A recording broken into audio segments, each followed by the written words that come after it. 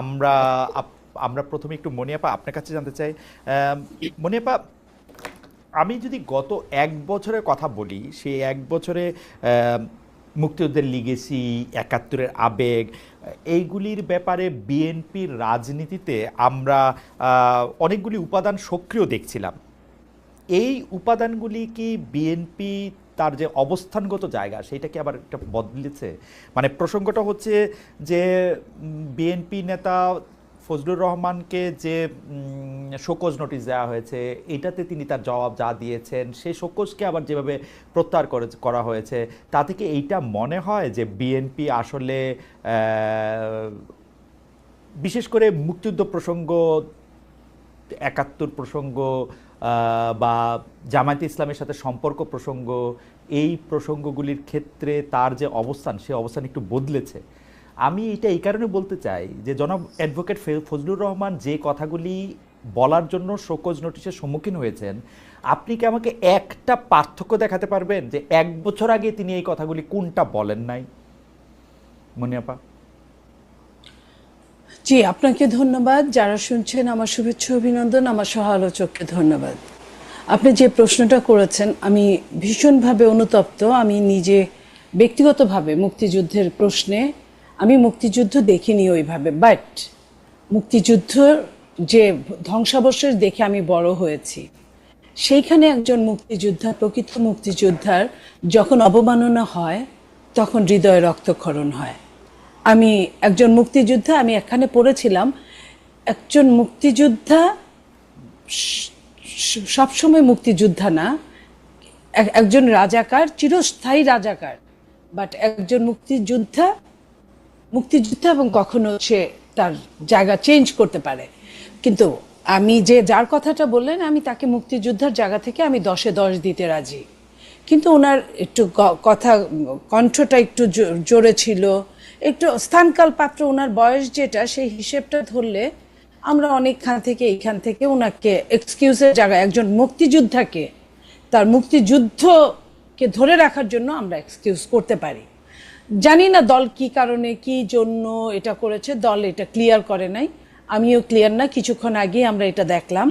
তো সেই জায়গা থেকে আমি বলতে চাই যে একজন মুক্তিযোদ্ধাকে যখন তার পাশে, তার সারাউন্ডিংয়ে, তার বিল্ডিংয়ের চারপাশে যখন বাজে স্লোগান দিয়ে, জঘন্যতর স্লোগান দিয়ে যখন তাকে আটকে রাখা হয়, এটা এই দেশের জন্য লজ্জাস্কর।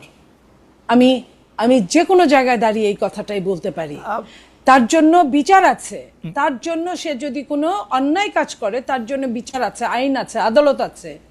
কিন্তু তাকে রাষ্ট্রীয় কোনো জায়গা থেকে বলে না এই মবের শিকার তাকে হতে হবে। আমরা 5ই আগস্ট পর্যন্ত মবকে মব বলিনি। 5ই আগস্টে যেটা বৈধ ছিল, 5ই আগস্টের পরে কিন্তু সেটা বৈধ না, অবৈধ। এখন রেভুলেশন সবসময় হয় না খালেদ ভাই। রেভুলেশন একটা সময় 10 বছর, 20 বছর, 30 বছর পরে হয় এবং খুব কম সময়ের জন্য থাকে। তো সেই জায়গায় যদি 1 বছর পরে ওই রেভুলেশনের ধারা ধরে, এবং একটা আপনি দেখেন, আপনি যে কথাটা বললেন মুক্তিযুদ্ধ এবং মুক্তিযুদ্ধের লেগেসি, এটাকে সরানোর জন্য আপনি খেয়াল করেন কত সুকৌশলে রাজাকার শব্দটাকে এস্টাবলিশ করা হচ্ছে। আমি এই কথাগুলি শুনবো, আমি শুধু বিএনপির অবস্থানটা বুঝতে চাইছিলাম। বিএনপির অবস্থানটা কেন বুঝতে চাইছি? আমার প্রশ্ন সরল। জনাব ফজলুর রহমান এমন কি নতুন কথা বললেন যাকে বিএনপি শোকজ দিতে হইল? 2 নাম্বার হচ্ছে, আপনি মব জাস্টিসের কথা আপনি বলতেছেন, কিন্তু বিএনপির কিন্তু আমি এখানে মাল্টিপল স্ট্যান্ডার্ড দেখি। আপনার মনে আছে 15 আগস্টে কে বাড়িতে শোক জানাতে যাবে না, বিএনপি থেকে কিন্তু সিদ্ধান্ত নেওয়া হয়েছে তাদেরকে ঠেকানো হবে। আমি কোনোটার পক্ষেই বলছি না, আমি বিএনপির অবস্থাটা বুঝতে চাইছি আপা। আমি বিএনপি, শোনেন, বিএনপি একটা এমন একটা দল, আমাদের এটা একটা উদারনৈতিক দল, মধ্যপন্থা দল, না ডান না বাম। এই উদারনৈতিক দলে যখন যার অবস্থান ভালো থাকে, যে গ্রুপটার, সে গ্রুপটা এখানে গেইন করে।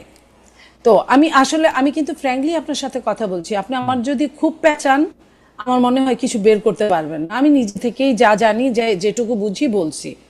আর সেইখানে বিএনপি একটা মুক্তিযোদ্ধার দল। বিএনপির মানে প্রথম প্রেসিডেন্ট, বিএনপি যিনি জন্ম দিয়েছেন, উনি স্বাধীনতার ঘোষক ছিলেন। শুধু স্বাধীনতার ঘোষকই ছিলেন না, উনি রণাঙ্গনে প্রথম সারিতে যুদ্ধ করেছেন, উনি বীরের উপাধি পেয়েছেন। সেই সেই তার দলে ম্যাক্সিমাম বিএনপির প্রথম সারির নেতারা মুক্তিযোদ্ধা ছিলেন। সেইখানে ফজলুর রহমান সাহেব একজন মুক্তিযোদ্ধা। আমি ফজলুর রহমান সাহেবকে কোন ধাঁচে, আমি এখনো ওটা পড়ি নাই, ওটা বলা হয় নাই যে কেন তাকে 3 মাসের জন্য স্থগিত করা হলো, তার জবাব পাওয়ার জন্য কেন করা হলো এটা এখনো আমরা ক্লিয়ার না। বাট একজন মুক্তিযোদ্ধা হিসেবে আমি লজ্জা পেয়েছি এই কারণে যে একজন মুক্তিযোদ্ধা এবং বয়স্ক মুক্তিযোদ্ধা, ওল্ড সিটিজেন, এই ওল্ড সিটিজেন একজন মানুষকে অন্তত পক্ষে এই জায়গাটায় সম্মান দেওয়াটা আমি হলে দিতে পারলে আমার ভালো লাগতো। আমি এইটুকুই বলতে চাই আপনাকে।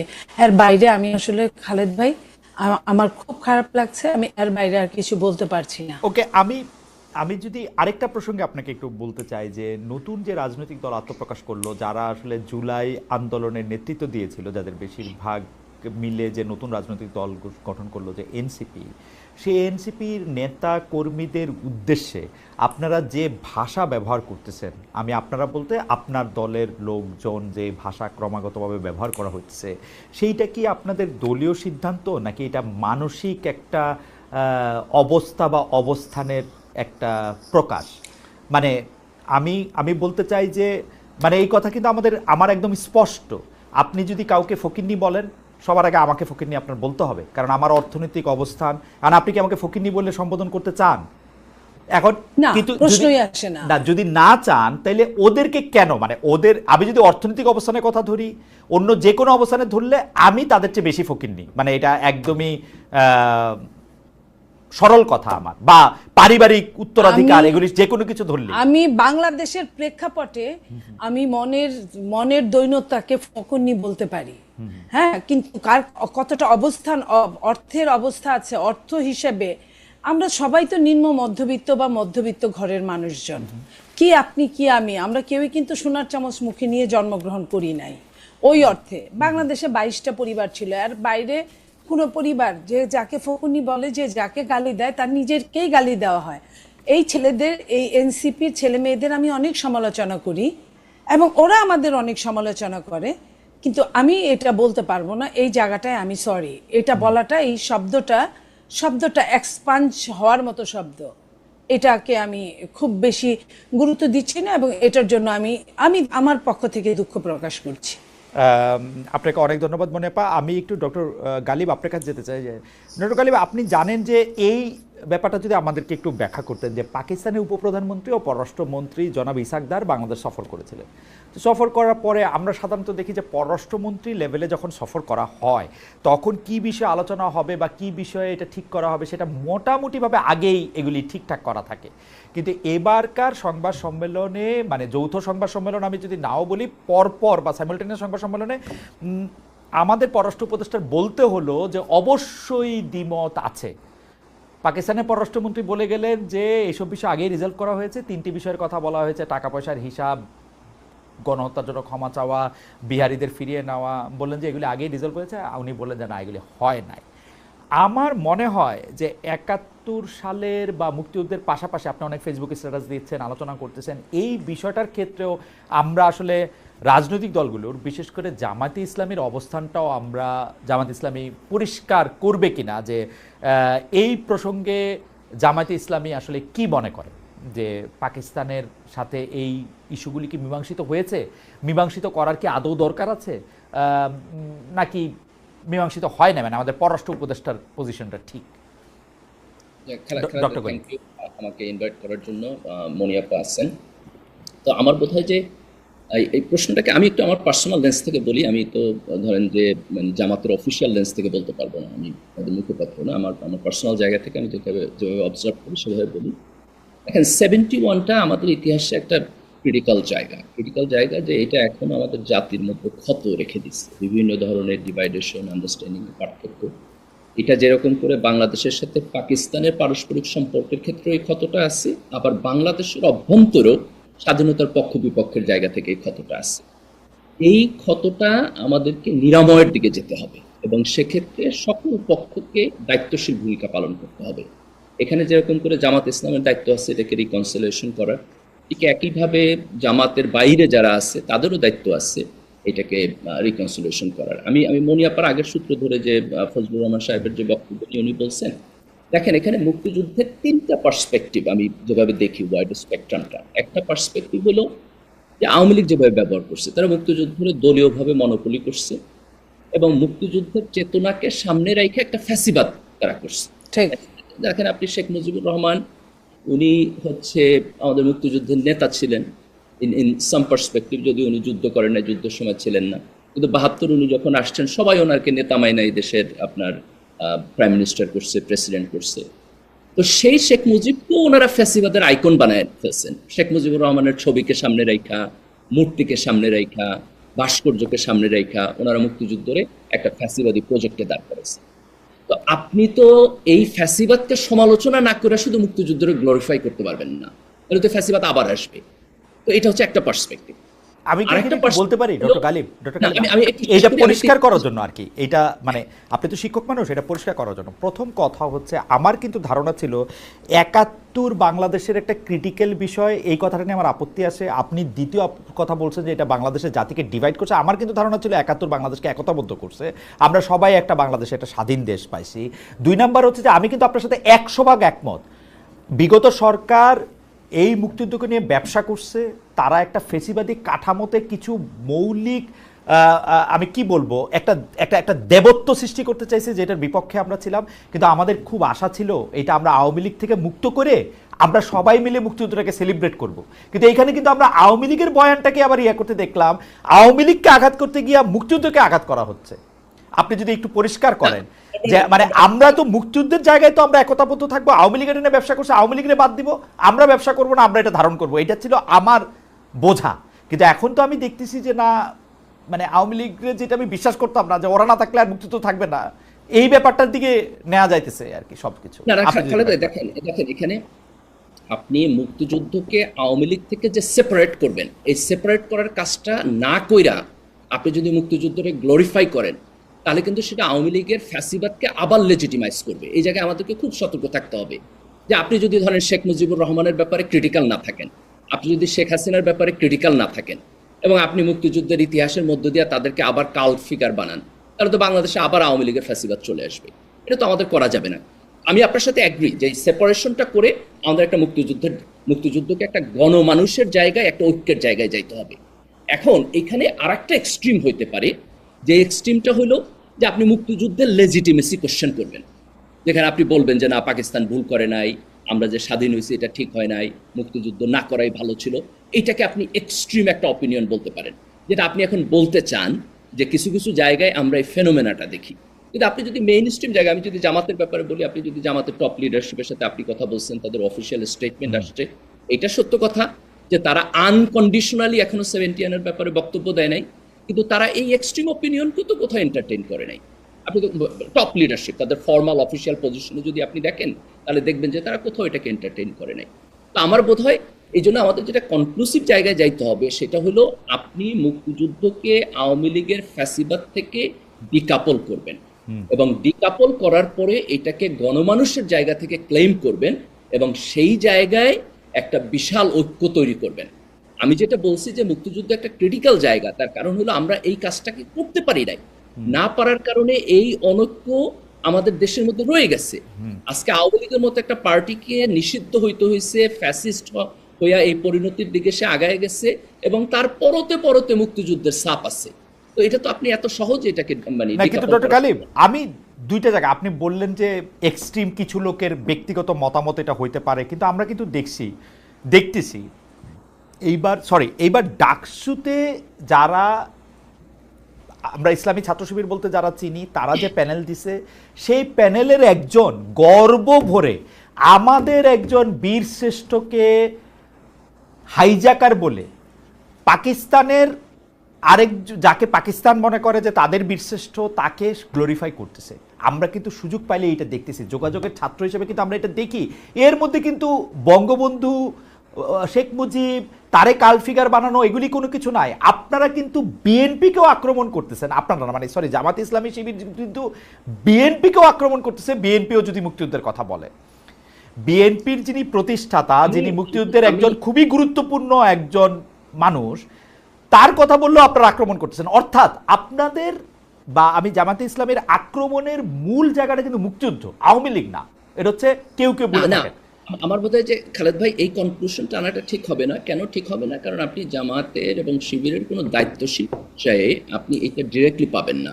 কিন্তু আমি আপনার সাথে অ্যাগ্রি করি, আপনি যদি মানে কালেকটিভলি এই ফেনোমেনাকে দেখতে চান, তাহলে আমি এটা অ্যাগ্রি করব যে there is a very small minority যারা মুক্তিযুদ্ধকে হয়তো এরকম একটা এক্সট্রিম লেন্স থেকে দেখতে ইন্টারেস্টেড অথবা দেখার চেষ্টা করে। আপনি আচরণ এবং সোশ্যাল মিডিয়ার মধ্যে এটা পাবেন, কিন্তু এইটা আপনার জামাত শিবিরের মধ্যেও এটা মেইন স্ট্রিম না, তাদের সাংগঠনিক পজিশন না। এবং আপনি খুব স্পেসিফিকলি জামাতের টপ লিডারদেরকে আপনি তাদের, আমার বোধ হয় যে আমির এবং সেক্রেটারি জেনারেল দুজনকে আপনি ইন্টারভিউ করছেন, আমার মনে হয় না যে কোথাও আপনি এই ধরনের কোনো ইন্ডিকেশন পাইছেন। কিন্তু এটা একটা সামাজিক ফেনোমেনা হিসাবে আমাদের সমাজে অল্প আকারে হইলেও এক্সিস্ট করে। এটা যদি আপনি বলতে চান, আমি আপনার সাথে 100% অ্যাগ্রি করি। এবং আমি এটাও অ্যাগ্রি করি যে এটাকে আওয়ামী লীগের লেন্স থেকে দেখাটা যেরকম একটা ভুল, এই এক্সট্রিম লেন্স থেকে দেখাটাও ভুল। এটার মূল জায়গাটা হলো আপনাকে একটা মাঝামাঝি জায়গায় গণমানুষের জায়গা থেকে দেখতে হবে। এবং এই জায়গায় মনিয়াপা এই যে ফজলুর রহমানের যে বক্তব্য, এটাকে যে ক্রিটিক্যালি দেখতেছেন না, আমি এটাকেও রাইট মনে করি না। আপনি যদি ওনার বক্তব্য দেখেন, আপনি দেখবেন যে উনি 24কে সরাসরি অস্বীকার করে এবং উনি 24 এবং 71 একটা কনফ্লিক্টিং জায়গায় নিয়ে দাঁড় করায়। উনি মুক্তিযুদ্ধ করছেন 20-22 বছর বয়সে, আজকে যখন ওনার বয়সে আর একজন তরুণ 24 করতেছে, এটা ওনার ভালো লাগতেছে না। এটাকে উনি মনে করেন যে এটা বাচ্চা কাচ্চা, উনিও তো বাচ্চা কাচ্চা বয়সে মুক্তিযুদ্ধ করছেন। তো এই যে ওনার দেখার যে ডুয়ালিটি, আমি মনে করি এই জায়গা থেকে ওনাকে সিরিয়াসলি ক্রিটিক করা দরকার। এবং ওনার রাজনৈতিক ফিলসফি বিএনপির মেইন স্ট্রিম রাজনৈতিক ফিলসফির সাথে যায় কিনা, এই প্রশ্নটাও তোলা দরকার। আমরা এই প্রশ্ন তুলব, কিন্তু আপনি কি মনে করেন যে আসলে অ্যাডভোকেট ফজলুর রহমান 24-এর লিগেসি নিয়ে বা 24-এর আন্দোলনটা নিয়ে প্রশ্ন তুলেছেন, নাকি 24 পরবর্তী 5 আগস্ট পরবর্তী যে রাজনৈতিক দলটি আত্মপ্রকাশ করেছে তাদের বিহেভিয়ার, তাদের আচার আচরণ, তাদের কথা, এইটা এমন কি মানে এটা বলতে কেমন লাগে যে তারা তো আসলে বিএনপির পাশাপাশি জামায়াতে ইসলামীর সাথেও তারা যে আচরণ করেছে, বা আমি যদি বলি ইসলামী ছাত্র শিবিরের সাথে তারা যে আচরণটার দিকে যারা গেছে, যেটা অনেকে এটা পছন্দ করেন নাই। আমার ব্যক্তিগতভাবে পছন্দ অপছন্দের কথা আমি বলতেছি না, কিন্তু অ্যাডভোকেট ফজলুর রহমান কি 24-এ তারা আন্দোলন করলো কেন সেটা নিয়ে প্রশ্ন করছেন, নাকি আন্দোলন পরবর্তী সময় তাদের অবস্থান নিয়ে তারা প্রশ্ন করেছেন? মানে আপনার কাছে কি মনে হয়? এটাই কোশ্চেন, 24-এর অভ্যুত্থানে কাদের অবদান আছে নাই সেই ব্যাপারে ওনার যে বক্তব্য, আপনি দেখবেন সেই বক্তব্যের মধ্যে উনি সারাক্ষণ তুচ্ছ তাচ্ছিল্য করেন, বলেন যে এরা হলো নেতা না, এরা হলো অভিনেতা, এরা কিছু করে নাই। তো এইভাবে যেমন আপনি ধরেন 71 তুইলা কেউ যদি বলে যে শেখ মুজিবুর রহমানের যে রাজনৈতিক সংগ্রাম তার কোনো কন্ট্রিবিউশন নাই আমাদের এই সংগ্রামে, এটা তো একটা ফালতু কথা, তাই না? না, এটা তো গালিব, আপনি এটাকে ফালতু কথা কইতেছেন, কিন্তু আপনি একটু কান পাতলে শুনবেন, অনেকে এই কথা কইতেছে কিন্তু। না, অনেকে বলতেছে, কিন্তু এটা ফালতু কথা। ঠিক একই ফালতু কথা উনি 24-এর ব্যাপারে বলেন, একই ফালতু কথা উনি বলেন। ওকে, আপনি যদি 24-কে দেখেন, এখানে বিএনপি এবং জামাতের রাজনৈতিক সংগ্রামের কন্ট্রিবিউশন যেরকম আছে, যারা বৈষম্য বিরোধী ছাত্র আন্দোলনে অর্গানাইজ করছে তাদের কন্ট্রিবিউশন আছে, ছাত্র শিবিরের ওইখানে যারা ছিল তাদের কন্ট্রিবিউশন আছে। তা আপনি এই টোটাল কন্ট্রিবিউশনকে একটা তুড়ি মাইরা উড়ায় দিলেন, তাহলে তো আপনি এটা প্রপার ওয়েতে এই সিচুয়েশনটাকে দেখলেন না, তাই না? তো উনি যেটা করেন আসলে সেটা হলো উনি 71-এ বুধ হয়ে থাকেন, আর 24 আসলেই সেখানে ওনার সকল ইনকনসিস্টেন্সি। আপনি আমারে বলতে পারেন যে সমাজে আমার মনে হয় যে 71 গেলে একই রকম। আমার মনে হয় যে ডক্টর গালিব আপনি যেটা বলেছেন সেটা আসলে হয়তো এটা ঠিকই আছে, কিন্তু এইটার ক্ষেত্রে আইন নিজের হাতে তুলে নেওয়া বা তার বাসার সামনে গিয়ে যেগুলি করা, সেগুলি ক্ষেত্রে সব মানে পলিটিক্যাল পার্টিগুলিও সেগুলি এটা মানে একমত হচ্ছে কিনা সেটা। এখানে একটা জিনিস দেখেন, ওনার কথা বলার মত প্রকাশের স্বাধীনতা আছে, উনি যা খুশি বলতে পারে। উনি মানে আপনি যদি আরেকজনের স্ল্যান্ডার না করেন তাহলে আপনি ননসেন্স কথা বলতে পারেন, কোনো সমস্যা নাই। সমস্যা হইলো এই জায়গায় যে উনি বিএনপির একটা পজিশনে আছেন, তাহলে উনি ননসেন্স কথা বললে আমরা ওনারে কোশ্চেন করবো না, আমরা বিএনপির করবো যে উনি পজিশনে কেন থাকেন। উনি যদি অ্যাজ অ্যান ইন্ডিভিজুয়াল আপনি রাস্তায় দাঁড়ায় আরেকজনের স্ল্যান্ডার না করেন, ভায়োলেন্স উস্কায় না দেন, আর উল্টাপাল্টা কথা বলেন, তাতে তো কিছু যায় আসে না। আপনি একটা রাজনৈতিক দলের দায়িত্বশীল পজিশনে থাইকা উল্টাপাল্টা বলা উচিত। ওকে, পলিটিক্যালি কারেক্ট তাকে থাকতে হবে। আমি একটু মনিয়াপার কাছে আসি। মনিয়াপা, জিনিসটা হইল মানে বিএনপি এখন জামায়াতে ইসলামীর যে বিষয়গুলি সমালোচনা করে, যে বিষয়গুলি সামনে আনে, সেই বিষয়গুলি বা সেই রাজনীতিতে জামায়াতে ইসলামে আসার জন্য সবচেয়ে বেশি যদি কাউকে দায়ী করতে হয় সেই দায়টা আসলে বিএনপির। বিএনপি জামায়াতে ইসলামীকে এই রাজনীতি করাটা সুযোগ করে দিছে, বিএনপি জামায়াতে ইসলামীকে এই রাজনীতি করার ব্যাপারে উৎসাহিত করছে, বিএনপি জামায়াতে ইসলামীকে এই রাজনীতিটা করার ক্ষেত্রে শক্তিশালী করছে, এবং সেই সময় তাদের এটা নিয়ে আসলে যুক্তিও ছিল যে কেন তারা এটা করতেছে। হঠাৎ করে এই 5 আগস্টের পরে এমন কি হইল যেইটা আসলে বিএনপিকে এই জামায়াতের এই অবস্থানটার এত বড় সমালোচনা করতে হচ্ছে বা এত সমালোচনা জায়গা থেকে? এইটা কি এই কারণে যে বিএনপি মনে করে যে জামায়াতে ইসলামীকে তাদের প্রধান প্রতিদ্বন্দ্বী ভাবতে হবে আদর্শগত জায়গা থেকে, ভোটের জায়গা থেকে যদি নাও হয়, এবং বিএনপিকে এইটা মনে করে বিএনপি যদি এত বেশিবার জামায়াতের সমালোচনা না করে তাহলে বিএনপি আসলে জামায়াতে বিলীন হয়ে যেতে পারে? শোনেন, আমি আপনার প্রশ্নের জবাবটা দেই, তার মধ্যেই আপনার গালিব সাহেবের প্রশ্নের কিছু উত্তর আছে। বিএনপির পজিশনে আছেন উনি, লাস্টলে ফজলুর রহমান সাহেবকে বললেন, পজিশনে না থাকলে তারা কিছুই বলতো না। আমি যদি বলি বিএনপির পজিশনে থাকার জন্য বিএনপিকে যদি তারা বলে যে চাপ প্রয়োগ করে বা বলে যে আপনার লোক এইটা করছে কেন, ওটা করছে কেন, জামাত 5 আগস্টের পরে জামাতের আমির সরাসরি যখন বলছেন যে একটা জালিমকে পাঠিয়ে দিয়ে সরিয়ে দিয়ে আরেকটা জালিমকে আনার জন্য কি আমরা এই করেছি, আরেকটা জালিম বলতে কাদেরকে বুঝিয়েছেন এটা কিন্তু বলার অপেক্ষা রাখে না। এই এই এই এই কথাটার মধ্যে কিন্তু খালেদ ভাই আপনার প্রশ্নের উত্তর আপনি পেয়ে গেছেন। তো যখন একজন খোদ প্রধান, জামাতের প্রধান যখন এই কথা বলে, ফজলুর রহমান তো প্রধান না, ফজলুর রহমান যে পোস্টে আছেন সেটা চাইলে আপনি খালেদ মহিউদ্দিন আপনিও এই পোস্টটা পেতে পারেন, গালিব জামাত করুক যেটাই করুক সেও পেতে পারে, কারণ উনি দেশনেত্রী বেগম বিএনপিতে দেশনেত্রী বেগম খালেদা জিয়ার উপদেষ্টা। উপদেশ যে কেউ যে কোনো দল থেকেই করতে পারেন। উপদেষ্টা নিয়োগটা সম্পূর্ণ 100% দলীয় পদ না ওটা। হ্যাঁ, তো সেই জায়গায় ফজলুর রহমান সাহেব যদি এখানে আমাদের যদি দায়বদ্ধতায় যদি জড়িয়ে যায়, তাহলে জামাতের আমির উনি কেন জড়াবে না? উনি যে এই কথাটা বলেছেন, কই বিএনপি তো সেটা নিয়েও কোনো কথা বলে না। এই যে আমি আপনাকে বললাম বিএনপি একটা উদারনৈতিক দল, এই জন্য বিএনপি অনেক কিছুই আপনার আমার এখানে দুইটা প্রশ্ন। আপনি ডক্টর শফিকুর রহমানের কথা বলেছেন যে একজন জালিমের পরিবর্তে আরেকজন জালিম চলে আসবে, এইটার ক্ষেত্রে বিএনপি এটা নিজের গায়ে নিতেছে কেন? বিএনপি নিজেকে জালিম কেন ভাবতেছে, এটা একটা কথা। আর দ্বিতীয় কথা হচ্ছে আপা আমি একটু বলি, দ্বিতীয় কথা হচ্ছে যে ডক্টর শফিকুর রহমান একলাই শুধু এই কথা বলছেন তা না, আপনি যদি কান খোলা থাকতে তাহলে অনেকের মুখে আপনি এই কথা শুনতেন। অনেকেই বলছেন। তো ডক্টর শফিকুর রহমানকে তো এখানে একা করা যাবে না। আমি আপনার প্রথম প্রশ্নের উত্তরটা দিই এইভাবে যে ভোটের যদি রাজনীতি হয়, সত্যিকার আমার ভোটটা আমি দিব, যাকে খুশি তাকে দিব। আপনি চোখ বন্ধ করে বলতে পারেন কোন দলটা ক্ষমতায় আসতে পারে, রাষ্ট্র পরিচালনায় আসতে পারে, তো তাদের গায়ে লাগবে জিনিসটা, এটা তো স্বাভাবিক ব্যাপার। আর এখানে কোনো ঢাকঢোল পিটায় বলে না। জামাত আর বিএনপি যদি ইলেকশন করে, যদি ইলেকশন সলিড হয়, তাহলে বিএনপি কত ভোটে এগিয়ে থাকবে এটা আমার বলার বোধহয় দরকার পড়ে না। এটা খালেদ মহিউদ্দিন আপনিই পারেন, তো কিংবা গালিব সাহেবও পারেন। তো সেই জায়গায় আমি বলছি যে এই যে ফজলুর রহমান সাহেবকে যে এত কথা বলা হলো, গালিব সাহেব বললেন ফজলুর রহমান সাহেব কিন্তু এই ছাত্রদেরকে, ছাত্রছাত্রীদেরকে 5 আগস্টের পরে স্যালুট পর্যন্ত দিয়েছেন যে এরা সোনার ছেলে, এই সোনার ছেলেদের আমার স্যালুট।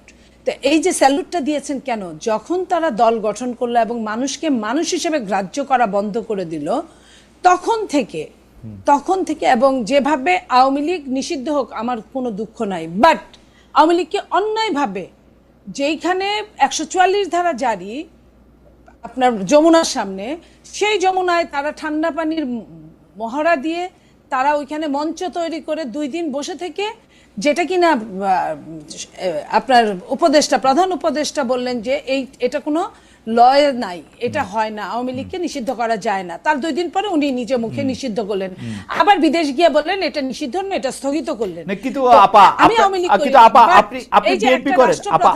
আপনি বিএনপি করেন, আপনি এইটাকে সমালোচনা করতেছেন, আমি দেখতেছি যে এটাকে সমালোচনা করা হচ্ছে, কিন্তু 15 আগস্টে একটা ভাঙা বাড়িতে গিয়ে কে ফুল দিবে, কে পাখি দিবে, কে ওইখানে গিয়ে দাঁড়ায় থাকবে, সেইটা বিএনপি দলগত সিদ্ধান্ত নিয়ে সেটা প্রতিরোধ করে কেমনে? বিএনপির এই ডাবল স্ট্যান্ডার্ড আমরা কই রাখবো? আমি আমি বিএনপি শোনেন, আমি বিএনপি করি কিন্তু আমার বিবেককে বিসর্জন দিয়ে না। আমি আমার বিবেক যে কথাটা বলার জন্য আমাকে উদ্বুদ্ধ করেছে আমি সেই কথাটা আপনার সাথে বলছি। আর আপনি যেটা বলছেন বিএনপি উদ্বুদ্ধ করেছে ওইখানে গিয়ে মিছিল করার জন্য, আমার মনে হয় এটা আমি শুনি নাই। বিএনপি হয়তো কেউ অতি উৎসাহী কিছু মানুষ থাকতেই পারে, সব জায়গায় থাকে, আর বড় দল হলে বড়ভাবে উৎসাহী থাকে।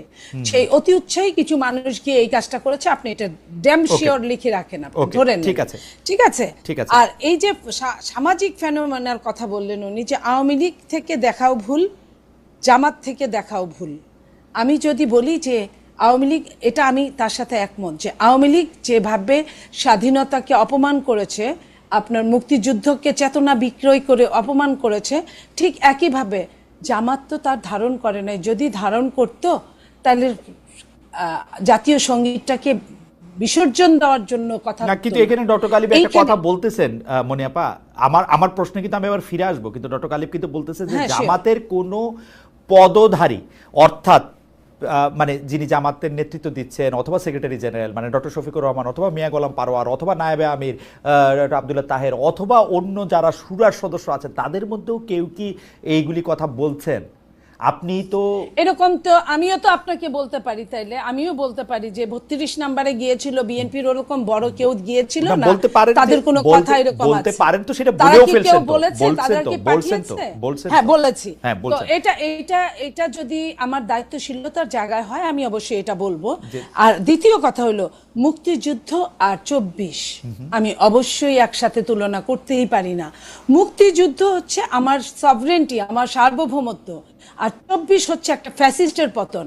একটা ফ্যাসিস্টের পতনের সঙ্গে একটা মুক্তিযুদ্ধ, যেখানে আমি, আপনি এবং গালিব সাহেব অকপটে বলতে পারি আমি বাংলাদেশী, ঠিক আছে, আমি বাঙালি, না মনিয়াপা, সেই জায়গা মনিয়াপা ওই বক্তব্য পরিষ্কার, কিন্তু আপনারা জামাতের যেই জায়গা থেকে আসলে আপনারা কোশ্চেন করতেছেন, সেই জায়গাটা আসলে জামায়াতের রাজনীতির ওই জায়গাটা বিএনপি তৈরি করে দিয়েছে, জায়গা দিয়েছে। আজকে বিএনপি জামায়াতের মধ্যে বিলীন হয়ে যাওয়ার সম্ভাবনায় জামাতের বিরোধিতা করছে, এই ছিল হচ্ছে আমার প্রশ্ন। এটা যদি একটু বলতেন। আপনি যে প্রশ্ন এটা করেছেন প্রথমে আমি বুঝেছি, বাট আমি উত্তর দেওয়ার প্রয়োজন বোধ করিনি এই কারণে, বিএনপির একজন দুইজনকে কোথায় বিলীন হয়ে গেল তাতে বিএনপির কিচ্ছু আসে যায় না। অনেকটা সাগরের মধ্যে থেকে এক বালতি পানি ফেলে দিলে যা হয়। বিএনপি যে দলটা, বিএনপি আমি মনে করি আল্লাহ নিজে বিএনপিকে বাঁচান। এই কারণে আপনি দেখেন আওয়ামী লীগ কি কম টর্চার করেছিল বিএনপিকে, আপনার গুম খুম থেকে শুরু করে জেলখানায় শীর্ষ সন্ত্রাসীদেরকে ভিআইপি আদরে বের করে দিয়ে আপনার আমাদের ছেলে মেয়েদের, রাজবন্দীদেরকে আপনার ডান্ডা বেরি পরিয়ে রেখেছিল, একজন না শত শত হাজার হাজার মানুষগুলোকে। তো সেইখানে সেই আওয়ামী লীগ বিএনপিকে বিলীন করতে পারে নাই। আর যেখানে আপনি মনে করেন আমি বলি, আমি শেষ করি, রাজনীতির সূতিকাগার যাকে বলা হয় ঢাকা বিশ্ববিদ্যালয়, সেইখানে আপনি দেখেন যে কিছু আপনার ফাঁসিতে ঝুলেছিল যারা, তাদের ছবি টাঙানোর পরে কি প্রতিক্রিয়াটা হয়েছিল, তারা কিন্তু টেটফুলি তারা বিশ্ববিদ্যালয়ের প্রত্যেকটা হলে, Eden college, Badrunnesa college, Dhaka college থেকে শুরু করে প্রত্যেকটা জায়গায় তারা কিন্তু জামাতকে নিরপেক্ষ বানিয়ে কিন্তু ঢুকিয়ে দিয়েছে, এবং ওইখানে রাজনীতি নিষিদ্ধ করার এক ধরনের পায়তারা করেছে। কিন্তু যখন তারা এত কিছু, তাদের পক্ষের লোক ভিতরে কিন্তু তারাই যারা দখল করে আছে হলটা, তারপরেও যখন ওই ছবিগুলো উঠেছিল, সেই ছবিগুলোর পরে প্রতিক্রিয়াটা কি হয়েছে, এখান থেকেই প্রমাণ হয় যে বাংলাদেশের মানুষ সচেতন, বাংলাদেশ জাতীয়তাবাদী দল সচেতন। আমার মনে হয় যে যাই হোক আপনি দিতে পারবেন না, কেউই পারবে না আমি মনে করি। আরেকটা লাইন আমি বলি, একটু লাইনটা শেষ করি, যেটা আপনি তখন মানে ফকুন্নির কথা বলছিলেন, আমি সেটার সঙ্গে এইটুকু বলি যে হ্যাঁ ওই শব্দটা ভুল ছিল, শব্দটা উচিত না। সেটার পাশাপাশি এটাও বলি, এটা তো আরো বেশি উচিত না যে আপনি শেখ হাসিনাকে দিল্লি পাঠিয়েছেন বলে আরেকজনকে, আপনি বাংলাদেশি মানুষকে দিল্লিতে কারণে অকারণে পাঠাবেন, আপনি স্ট্যাটাস দিবেন, পোস্ট দিবেন, এটা দিলে মানুষের কিন্তু মাথা ঠিক থাকে না। একজন যে বাংলাদেশি আপনার নাগরিক, বাংলাদেশকে ভালোবাসে, একজন আপনার কি বলবো যে প্যাট্রিয়ট যাকে বলে, তাদের কাছে এই জিনিসটা অন্য দেশে তাকে পাঠিয়ে দেওয়া জবরদস্তি করে, এটা চাইলেই যে কেউ করতে পারে না, যে কেউ বলতে পারে না, ওইটা বলা কিন্তু আরো বেশি খারাপ আমি মনে করি। ওকে মনিয়াপা, আপনাকে ধন্যবাদ। আমি একটু ডক্টর মির্জা গালিবের কাছে যাই, এবার আমি একটু লম্বা মানে একটা পার্সপেক্টিভ নিয়ে একটু ডক্টর গালিবের কাছে আসতে চাই। তার আগে দর্শকদের কাছে আমি প্রশ্ন করেছিলাম যে মুখে মুখে সংস্কার থাকলেও বাস্তবে দখল ও চাঁদাবাজি সংস্কৃতি অব্যাহত, নতুন রাজনৈতিক বন্দোবস্ত অনিশ্চিত জানিয়েছে টিআইবি। দর্শকদের কাছে জানতে চেয়েছিলাম যে প্রিয় দর্শক তাদের আশঙ্কা সঠিক বলে মনে করেন কিনা। মানে ৯৫% দর্শক এখানে হ্যাঁ ভোট দিয়েছেন। ৪৬,০০০ দর্শকের মধ্যে ৯৫% দর্শক হ্যাঁ ভোট দিয়েছেন যে নতুন রাজনৈতিক বন্দোবস্ত যে অনিশ্চিত সেইটা টিআইবির এই বক্তব্যের সাথে একমত কিনা। শতকরা ৯৫% দর্শক এটাতে একমত পোষণ করেছেন, শতকরা ৫% দর্শক এটাতে একমত পোষণ করেন নাই। আমি ডক্টর গালিব আপনার কাছে জানতে চাইব যে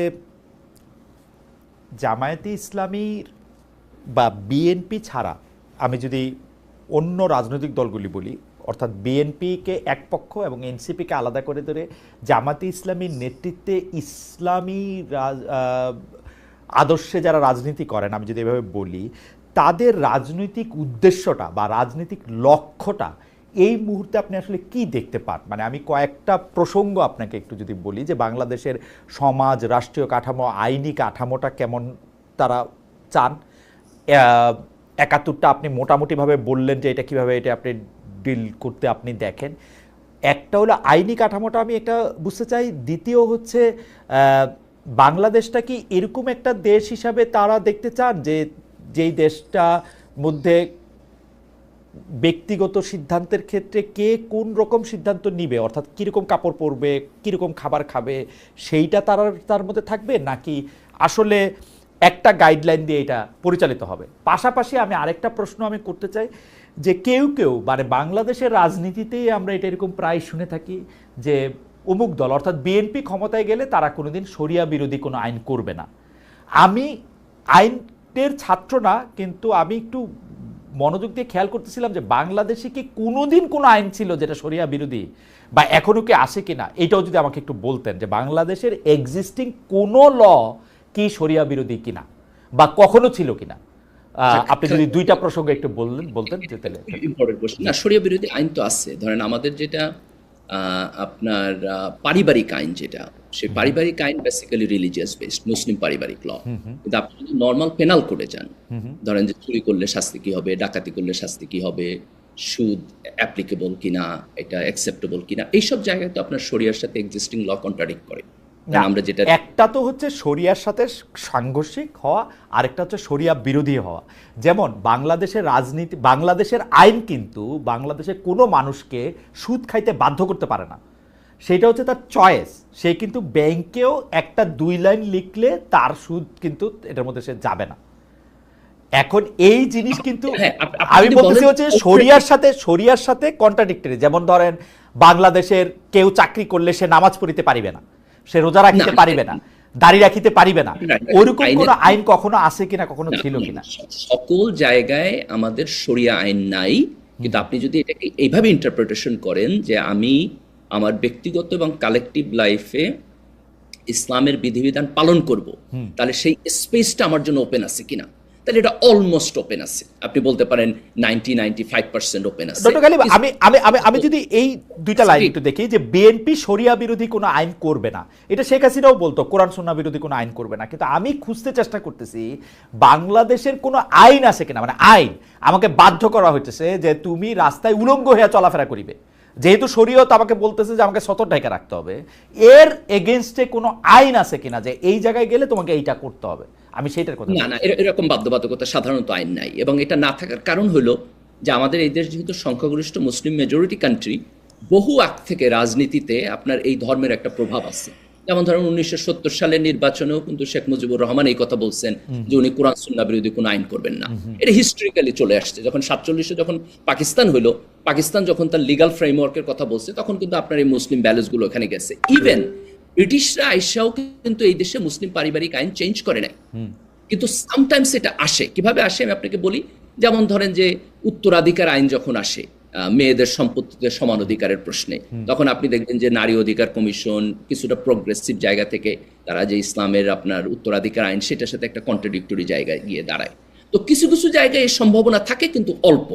আমি আপনার মেইন প্রশ্ন আপনি যান, কিন্তু আপনি আমাকে, আপনার সাথে তো আমার বিভিন্ন সময় আরো কথা হবে ক্যামেরার সামনে বা ক্যামেরার বাইরে। আপনি আমাকে একটু সাহায্য করেন আমার প্রেমিসটা, যে মানে আসলে বিএনপি দাবি করতেছে, তার আগে প্রধানমন্ত্রী শেখ হাসিনা, সাবেক প্রধানমন্ত্রী শেখ হাসিনা দাবি করছিল যে তারা কোরআন সুন্নাহ বিরোধী কোনো আইন করবে না। আমার থিসিসটা হলো বাংলাদেশে কোনো আইনকে আপনি কোরআন বা সুন্নাহর দৃষ্টিকোণ থেকে বিরোধী বলতে পারবেন কিনা, সাংঘর্ষিক বলতে পারবেন কিনা, অর্থাৎ কোনো হারাম জিনিস হালাল বাংলাদেশে এরকম কোনো কিছু আছে কিনা, এটা আপনি আমার পরে সাহায্য করেন। আচ্ছা, আমি এটা নিয়ে আলোচনা করবো, কিন্তু আপনি বাধ্যবাধকতার জায়গা থেকে যদি ধরেন তাহলে আমি আপনার সাথে এগ্রি করি যে মূল প্রেমিসটা আসলে ইসলামের সাথে অ্যালাইন্ড, এবং আমাদের মোরাললেস সকল পলিটিক্যাল পার্টি এই কথাটা বলে যে তারা নতুন করে এমন কোনো আইন করবে না যেটা ইসলামের সাথে সাংঘর্ষিক, এবং এটা আমি খুব পজিটিভ মনে করি গণতন্ত্রের জায়গা থেকে, থিওলজি না, গণতন্ত্রের জায়গা থেকে। কিভাবে? আপনার দেশের 90% মানুষের যদি ধর্মের ব্যাপারে কনসার্ন থাকে, তাহলে তো ডেমোক্রেটিকলি তার সেই কনসার্ন আইনের মধ্য দিয়া রিপ্রেজেন্টেশন হওয়া উচিত, তাই না? তো এটাই গণতন্ত্রের মধ্যে দিয়ে হয়েছে, এটা এবং ভালো জিনিস। এখন আপনি আসেন যে ইসলামী রাজনৈতিক দলগুলো তাহলে আলাদা করে কি চায়, বা এই সময় তারা কি অফার করতে পারে। এখানে কিছু কিছু জিনিস সহজ আর কিছু জিনিস কমপ্লিকেটেড। যেমন সহজ জিনিসটা হইলো যে তারা এখন বলে যে, যেমন জামাত ইসলামকে যদি বলেন আপনি, জামাত বলে যে তারা সৎ লোক চায় এবং তারা যোগ্য লোক চায়। তো তারা ইসলামকে এইভাবে দেখে যে একটা রাজনৈতিক দল যদি ইসলামের নীতি আদর্শের উপরে বড় হয়, এইটার পড়াশোনার ট্রেনিং তাদের অভ্যন্তরে থাকে, তাহলে এই রাজনৈতিক দল যে লিডারশিপ তৈরি করবে তারা অনেস্টলি দেশের নেতৃত্ব দিতে পারবে, এবং এই জায়গা থেকে তাদের প্রোগ্রেসিভ ভূমিকা আছে। যেমন ধরেন এখনকার সংস্কার যে প্রপোজালগুলো আসতেছে, আপনি দেখবেন যে ইসলামী দলগুলো পিআর এর মতো অ্যাডভান্স ডেমোক্রেটিক প্রসেসকে সাপোর্ট করতেছে। তার মানে তারা একটা গণতান্ত্রিক সংস্কার প্রক্রিয়ার পক্ষে দাঁড়ায়। এটা হচ্ছে কারণ তারা সরাসরি ভোট করলে হাইরা যাবে, সেই জন্য। না, আপনি এটারে দুইভাবে দেখতে পারেন। আপনি চাইবে এইভাবে ইন্টারপ্রেট করতে পারেন, আরেকভাবে আপনি ইন্টারপ্রেট করতে পারেন যে তারা একটা বেটার ডেমোক্রেটিক সিস্টেম চায়। যেমন আপনি ধরেন যে প্রধানমন্ত্রী, ডক্টর গালিব, আমি মাঝখানে একটা কথা বলে রাখি। আমার এক জামায়াতের নেতার সঙ্গে কথা হইতেছিল অনুষ্ঠানেই, উনি আমাকে বলে গেলেন যে ৭১% লোক বাংলাদেশে পিআর সিস্টেমে ভোট হোক সেটা চায়, যেটা জরিপে উঠে আসছে। এখন আমি যেহেতু একটু বয়সও হয়েছে, একটু স্লো হয়ে গেছি, আমি কিন্তু এটা ওনারে বলতে পারলাম না এই জরিপটা ছিল হচ্ছে উচ্চ কক্ষের জন্য।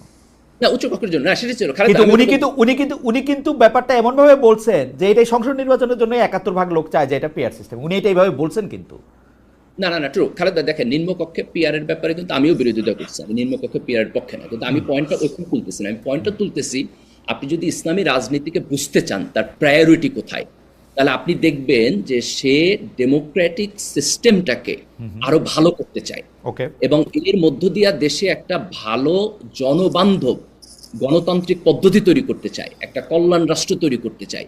এই ভোকাবুলারি এবং এই কাজ আপনি তার মধ্যে দেখবেন। এটা হচ্ছে আমার আর্গুমেন্ট এখানে, প্রথম পয়েন্ট। সেকেন্ড হলো, সে চায় যে ইসলামী মূল্যবোধের একটা রিফ্লেকশন সমাজে, রাষ্ট্রে, আইনে, সকল জায়গায় থাকুক। সে এটাকে প্রিচ করবে, সে এডুকেশন সিস্টেমের মধ্যে আরো বেশি করে ইসলামকে প্রিচ করবে, সে রাষ্ট্রের পদ্ধতির মধ্যে ইসলামকে প্রিচ করবে। এবং থার্ড, যেটা মোর কমপ্লিকেটেড সিস্টেম, সেটা হলো যে মডার্ন সিস্টেমের মধ্যে আমরা যেখানে একটা ন্যাশনাল স্টেট করছি, তার সাথে যদি ইসলামের নানান প্রপোজিশন এবং পজিশনের কনফ্লিক্ট তৈরি হয়, তাইলে পরে আপনি একটা নন ইসলামিক সিস্টেম থেকে কিভাবে ইসলামিক সিস্টেমে আপনি ট্রানজিশন করবেন, এইটা নিয়ে তারা কাজ করতে চায়। কিন্তু এই ট্রানজিশনটা তারা কিভাবে করবে, আমি মনে করি এটা তাদের পলিটিক্যাল ফিলোসফি। এখন ডক্টর গালিব, আমি একটু শুধু মানে একটু ভেঙে ভেঙে বুঝতে চেষ্টা করি, কারণ অনেকের কাছে আমি এটা জানতে চাই, কিন্তু আসলে তো মানে ইসলামী মূল্যবোধ বলে আপনি যেটা বললেন যে ইসলামী মূল্যবোধ কায়েম করতে চায়, কিন্তু ইসলামী মূল্যবোধ বলতে তো কোনো A+B² সূত্র নাই। ইসলামী মূল্যবোধের 100 রকমের রিপ্রেজেন্টেশন আছে। এখন আপনি কোন ইসলামী মূল্যবোধ নিবেন, সেটা কি ইরান, সেটা কি ওমান, সেটা কি সৌদি আরব, সেটা কি মালয়েশিয়া, সেটা কি নিজেদের মানে হোম গ্রোন কোনো কিছু, এইটা তো আমাদের একটা ধারণা দেওয়া দরকার যে আমরা এরকম একটা জিনিস নিব। এটা কি টার্কিও আবার 5টা ফেজে 8 রকমের। এটা কি ইজিপ্ট আবার নানা, মানে আপনি এইগুলো আমার চেয়ে আরো অনেক ভালো জানেন। তো এটা খুব ইম্পর্টেন্ট কোশ্চেন, আমি একটু অ্যাড্রেস করি। দেখেন, এখানে আমরা যখন ধরেন যদি বলি ইসলামী রাষ্ট্র অথবা শরিয়া রাষ্ট্র অথবা ইসলামী মূল্যবোধ, ইসলামী সিস্টেম, যেই অর্থে কোট আনকোট আমরা ইউজ করি, এইটা অধিকাংশ ক্ষেত্রেই কোনো একক কনসেপ্ট না। এখানে নানান ধরনের আলাপ আলোচনা হইতে পারে, নানান মতামত হইতে পারে। তো আমাদের যেটা করতে হবে যে আমাদের প্রত্যেকটা স্পেসিফিক পলিটিক্যাল পার্টিকে ডাইকা আইনা জিজ্ঞেস করতে হবে ইস্যু ভিত্তিক, এই ইস্যুতে আপনি ইসলাম কেমনে বুঝেন, আপনার ইসলামী মূল্যবোধ কি, আপনার পজিশন কি, এই ইস্যুতে আপনি কি বুঝেন। এইভাবে ইস্যু ধরে ধরে কেস বাই কেস তাদের সাথে আমাদের গণপরিসরে আলাপ আলোচনা করতে হবে। তাইলে পরে আপনি যে প্রশ্ন চাইতেছেন এই প্রশ্নের উত্তর পাবেন। এবং মোটামুটি ভাবে 180 বছর লাগবে ডক্টর গালিব। আমি No, বলি no, no, no, no, no, no. না না আমি বলি কেন আমি 180 বছরের কথা বলছি। আধুনিক গণতান্ত্রিক সিস্টেমের মধ্যে তো আমরা এই আলোচনা করি। ধরেন যে বিএনপির রাষ্ট্র দর্শন কি, সেই আলোচনা আমরা করি না। বিএনপি রাষ্ট্র দর্শনের ক্ষেত্রে না ডক্টর গালিব দেখেন, বিএনপি রাষ্ট্র দর্শনের ক্ষেত্রে কিন্তু বিএনপির এই পজিশন আছে যে বিএনপি যদি মনে করে আজকে এটা ঠিক না কালকে ওইটা চেঞ্জ করে নিতে পারে। বিএনপি রাষ্ট্র দর্শনের মধ্যে আপনি 1978 থেকে আজকে 2025 সাল পর্যন্ত 7বার আপনি এটার মধ্যে একটা টার্ন এন্ড টুইস্ট পাবেন, অনেক রকম ভাবে আপনি এটা। কিন্তু আপনাদের মুশকিল হচ্ছে আপনাদেরই কিন্তু শুনতে হইতেছে যে ইসলামের তো ভার্সন হয় না, এবং নামাজে কেমনে দাঁড়াবে সেইটা নিয়ে খুনাখুনি হইতেছে, মসজিদের সামনে গিয়ে লিখতে হইতেছে যে এটা আরেকটা জিনিস। আপনারা এইটাও তো অ্যাড্রেস করতে হবে। এখন আপনি এটা আলোচনা করে কেমনে এটা ঠিক করবেন, আপনি যদি নেতৃত্ব দেন, আমি জামাত ইসলামের কথা বলতেছি, আপনি যদি নেতৃত্ব দেন আপনাকে তো প্রথমে বইলা নিতে হবে যে আমি এইটা করতে যেতেছি, তোমরা আমার সাথে একমত কিনা। আপনি তো এটা ওপেন এন্ডেড রাখতেছেন, সবাই যাতে আপনার পক্ষে আসে। না না না, আমি তাহলে আপনি আমার পজিশন ভুল বলছেন। আমি বলতেছি যে একটা রাজনৈতিক দল যখন নিজেকে বলতেছে আমি ইসলামী রাজনৈতিক দল, তখন তাকে প্রত্যেকটা ইস্যুতে সে কোনটাকে তার প্রেফার্ড অথবা পারফেক্ট ইসলামিক প্রিন্সিপাল বলে মনে করে সেটাকে ওপেন ডিক্লারেশন করতে হবে, এবং সেই ডিক্লারেশনের বেসিসে সমাজের সাথে তার আলাপ আলোচনা হইতে হবে। এবং দুইটা ইসলামিক দল দুই রকম চিন্তা করতে পারে, তিনটা ইসলামিক দল তিন রকম চিন্তা করতে পারে। এখানে আপনি মডেলে তারে ফেলাইতে পারবেন না। এটা ইসলামিক দলের দায়িত্ব হইল যে সে ইসলাম বলতে কি বুঝে, কিভাবে ইমপ্লিমেন্টেশন করবে, প্রত্যেক পলিসিতে তার স্ট্যান্ড কি, এটা সে ক্লিয়ার করবে।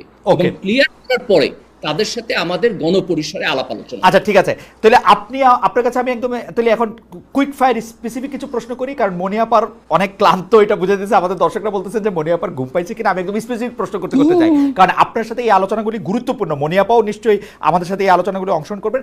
আপনি আমাকে বলেন তো যে জামায়াতে ইসলামী খেলাফত চায় না গণতন্ত্র চায়? জামায়াতে ইসলামী খেলাফতের নীতির ভিত্তিতে একটা আধুনিক গণতান্ত্রিক রাষ্ট্র চায় বলে আমি মনে করি। এটা তো ডক্টর গালিব, এটা তো পুরোপুরি হাসজারু হইল, হাস এবং সজারুর মিশ্রণ হইল। না না না খালেদ ভাই, এটা ইসলামকে সিরিয়াসলি না পড়ার কারণে এই প্রশ্নগুলো আপনারা করেন। এগুলো ইসলামিক থিওলজি এবং ফিলোসফির মধ্যে অনেক কমপ্লিকেটেড আলোচনা আছে। তার মানে ইসলামে গণতন্ত্র আছে, খেলাফত আছে। মানে ডক্টর গালিব, আমি আপনাকে একটা খুব ক্লিয়ার প্রশ্ন বলি। আপনি শাসক নির্বাচনে আবু বকরের সিস্টেম চান না ওমরের সিস্টেম চান, কোনটা ইসলাম? আপনি আমাকে বলেন কোনটা ইসলাম। একভাবে শাসক আপনি আমাকে বলেন কোনটা ইসলাম। আপনি উমাইয়াদের শাসন ব্যবস্থা চান, আব্বাসীদের শাসন ব্যবস্থা চান, আপনি আমারে বলেন কোনটা ইসলাম। আমার দুইটাই ইসলাম। দেখেন আবু বকর আপনি এখন জামাতে ইসলামী কি আমাকে পরিষ্কার করছে যে ও কোনটা চায়, উমাইয়াদের চায় না আব্বাসীদের চায় না অটোমানদের চায়, ও আমারে পরিষ্কার করছে? না, জামাত ইসলাম এটা করে নাই। আমি এটাই বলতেছি যে ইসলামিক রাজনৈতিক দলের দায়িত্ব হলো এটাকে ক্লিয়ার করা। কিন্তু আপনি যখন এই কথা বলেন যে আমি যখন বললাম যে খেলাফতের প্রিন্সিপালের আলোকে সে আধুনিক রাষ্ট্র চায়, আপনি এই দুইটা জিনিসকে কনফ্লিক্টিং মনে করতেছেন এবং মনে করতেছেন আমি যখন দুইটা মিক্স করতেছি আমি একটা গোজামিল দিতেছি। এইটা রাইট না। আমি বলতেছি এইটা রাইট না। কিন্তু আপনি যদি এই প্রশ্ন করেন যে জামাত কি এইটা আউটস্পোকেন ওয়ার্ডিং এ খুব পারফেক্টলি বলছে জনগণকে, আমি বলবো না, ইসলামিক দলগুলোর এখানে বলে না কেন। আমার মনে হয় যে আমরা একটু গালিবের কাছে আসি আবার। ডক্টর গালিব, আপনি আমার এটা বলে না কেন সেটা বলবেন। আরো কিছু জিনিস আমার স্পেসিফিক আপনার কাছে জানার আছে, কারণ আপনার সাথে কথা বলা মানে হচ্ছে অনেক কিছু জানা, তো সেই জন্য আমি আসছি আবার আপনার কাছে। কিন্তু মনিয়াপার কাছেও আমি একটু জানতে চাই যে মনিয়াপা একইভাবে, মানে আমরা এই মুহূর্তে কি তর্ক হইতেছে আসলে 2025, আপনাকে আমি আসলে প্রায় 30 বছর ধরে চিনি, তো 2025-এর তর্ক তো আসলে শুধু 2025-এর তর্ক হবে না, মানে আমরা বেঁচে থাকলে নিশ্চয়ই 2045 সালেও আমরা একটা কথা বলবো। আপনি 2025 সালের প্রেক্ষিতে আপনি আসলে বিএনপির কোনো রাজনৈতিক আদর্শের জায়গা থেকে কোনো পরিবর্তন দেখেন, কোনো অবস্থান দেখেন, স্পেসিফিক কোনো একটা জায়গায় যাওয়ার লক্ষ্য দেখেন? যেমন আপনি খুবই রাগ হইলেন যখন বলা হলো এক জালিম থেকে আরেক জালিমে যাওয়ার, কিন্তু আপনি বিশ্বাস করেন, মানে আমি এক ফোঁটাও বাড়ায় বলতেছি না, বাংলাদেশে যেই দুষ্টামি যেই চাঁদাবাজিগুলি এখন আওয়ামী লীগ করতো তার 90% এখন বিএনপি করতেছে। এই যে এক জায়গা থেকে আরেক জায়গায় এখন যদি ক্ষমতা আসে তাহলে 105% করবে। আসলে ক্ষমতায় আসার জন্য 105% নাও করতে পারে, এই কারণে যে বিএনপি, আমি আগেও বলেছি বিএনপি একটা উদারনৈতিক দল। বিএনপিতে এই উদারনৈতিকতার জন্য অনেকেই ইন করে ফেলে। এই ইন করাটা বিএনপি যদি আর একটু ঠেকাতে পারে বিএনপির জন্য মঙ্গল হবে। আর বিএনপির কাছে এই মুহূর্তে কোনো ক্ষমতার দণ্ড নাই। বিএনপি সর্বোচ্চ পারে কি আপনাকে বহিষ্কার করতে, যদি বিএনপি করে থাকেন এবং চাঁদাবাজির সাথে লিপ্ত থাকেন, সেখানে বহিষ্কার করতে পারে। তো বিএনপি বহিষ্কার করেছে ইতিমধ্যে প্রায় 7-8 হাজার মানুষকে। সেইখানে বহিষ্কার করার পরেও বিএনপি রিকোয়েস্ট করেছে নির্বাহী প্রধান থেকে শুরু করে প্রত্যেককেই, সরকারকে রিকোয়েস্ট করেছে, পুলিশকে রিকোয়েস্ট করেছে, আপনার যে আইনের দণ্ডটা আমরা কিছুই বলবো না, আপনারা আপনাদের মতো আইনের দণ্ডটা হাতে তুলে নেন। শাস্তি যে অন্যায় করবে সে শাস্তির মাঝখানে যাবে। আর বিএনপি শুধু নাম দেওয়া হচ্ছে, জামাত কিন্তু কোনো অংশে পিছিয়ে নেয় আপনার এইসব কারণে। জামাত সব বড় বড় গুলো দখল করছে, চাঁদাবাজি করছে, জামাত যেটা করে সেটাকে হাদিয়া বলে। ঠিক না আপা, আপনি হাদিয়া আপনি বলে। আপা আপনি আপনি একটা ইউনিয়ন পরিষদে এখন ফোন দেন, ওই ইউনিয়ন পরিষদের টিএনও সাহেবের সামনে, ইউএনও সাহেবের সামনে এখন একটা বিএনপির লোকই বসে আছে, ও ঠিক করে দিচ্ছে রাস্তায় কি হবে না হবে। এখন রাত হয়ে গেছে, এখন না থাকতে পারে, এখন ইউএনও সাহেবের বাংলোতে থাকতে পারে, সকাল হইলে আবার অফিসে যাবে। দেখেন, যে দলটা বেশি বড় সেই দলের মানুষগুলোও অনেক হয়। সেইখানে আপনি যদি ওই রেশিও ধরেন, যে দলের ভোট 7 থেকে 8%, তাদের যে মানুষগুলো থাকবে, যে দলের ভোট 30 থেকে 35% বা 40%, সে দলের মানুষগুলো একটু বেশি থাকবে। এটা আমি নিরপেক্ষতার দৃষ্টিতে আপনাকেও অনুধাবন করার জন্য আমি প্রপোর্শনেট করেই বলতেছি যে ধরা যাক বিএনপি হচ্ছে একটা 100 বড় দল, ধরা যাক জামাত হচ্ছে একটা 10 বড় দল, সুতরাং বিএনপি যদি 100টা চাঁদাবাজি করে জামাতের 10টা এবং এনসিপির 8টা করা উচিত, কিন্তু এটা এরকম না। নট অনলি এনসিপি 8টা, জামাত 10টা করলে বিএনপি করতেছে 1022টা। আমি আপনাকে বলি, এনসিপির যেটা, এটা তো কিংস পার্টি, তাকে যেভাবে সরকারের প্রশাসন থেকে শুরু করে প্রত্যেকেই যেভাবে নমনম করে, সেটা তো বিএনপি করে না। বিএনপিকে তখন কি হয়, বিএনপির হয়তো বা তার শক্তি আছে, 10 জনকে নিয়ে যায়, সেখানে যায়, ভাগ করে, ভাগাভাগি করে, হতে পারে, আমি হতে পারে দিয়ে কথা বলছি, সেখানে বিএনপির এটা করতে হয়। আর জামাত অত্যন্ত অত্যন্ত আপনার বুদ্ধি অ্যাপ্লাই করে, যে বুদ্ধিটা জামাত দেখেন প্রথমেই আপনার ব্যাংক ট্যাঙ্ক হতে পারে জামাতের এক সময় ছিল, কিন্তু এটা তো আইনের মাধ্যমে যেতে পারতো, তা না করে নিজেরাই কিন্তু দখল করে নিয়ে বসে গেছে। এবং ও জামাতও কিন্তু আপনার যদি আপনার ইউনিয়ন পর্যায়ে খুঁজ নেন, আপনার জামাতও কিন্তু কোথাও কোথাও, আপনি এই যে ধরেন সিলেটের পাথরের, সাদা পাথরের কথাই বলি, আপনার ওইখানে কিন্তু সহযোগী যোদ্ধা হিসেবে ছিল, সহযোদ্ধা। আমি এইখানে, আমি তো বলছি, আপনি তো বলেন না, আমি মনে করালাম, ঠিক না?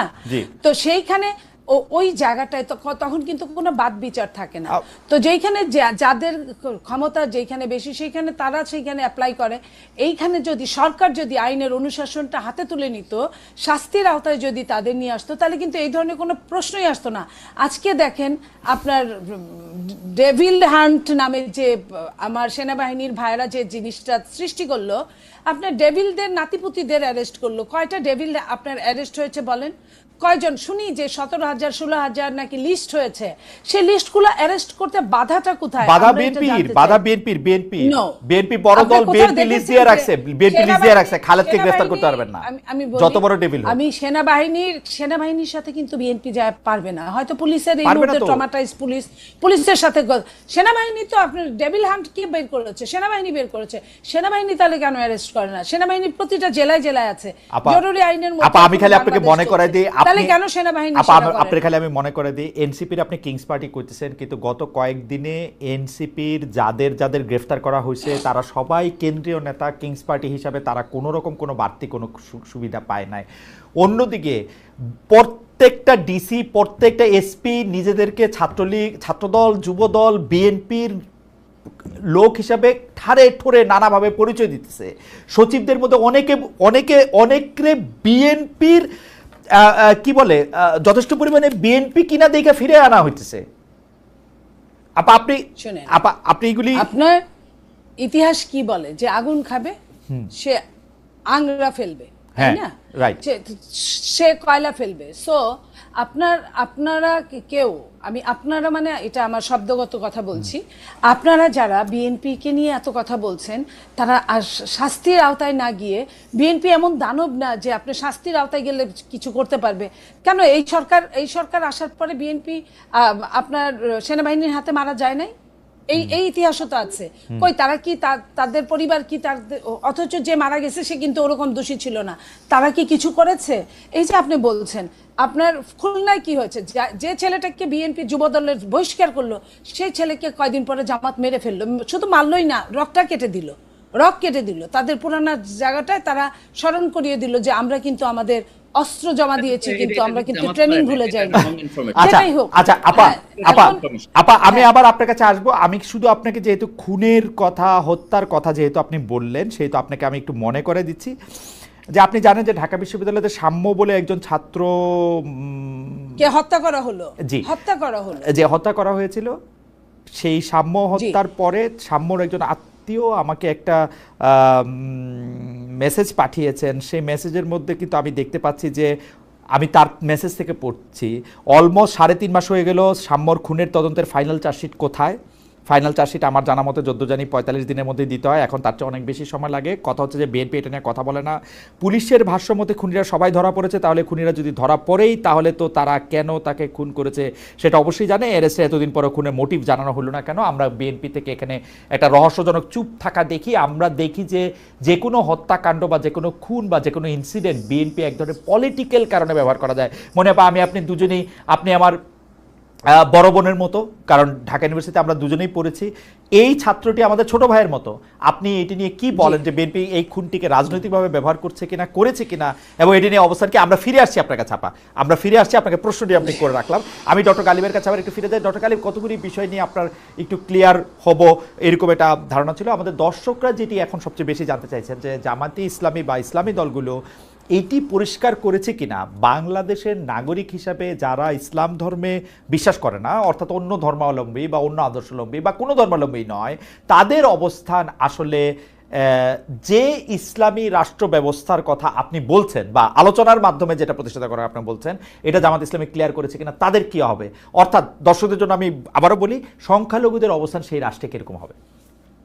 আমার বোধ হয় যে এইটা তুলনামূলক, যেমন ধরেন আমার যেটা পজিশন যে কিছু কিছু জায়গায় এগুলো আরো স্পষ্টভাবে বলতে হবে, কিন্তু সংখ্যালঘু বা অন্য ধর্মাবলম্বীদের বিষয়ে জামাত ইসলামের যেটা পজিশন এটা কিন্তু খুব স্ট্রেট ফরওয়ার্ড।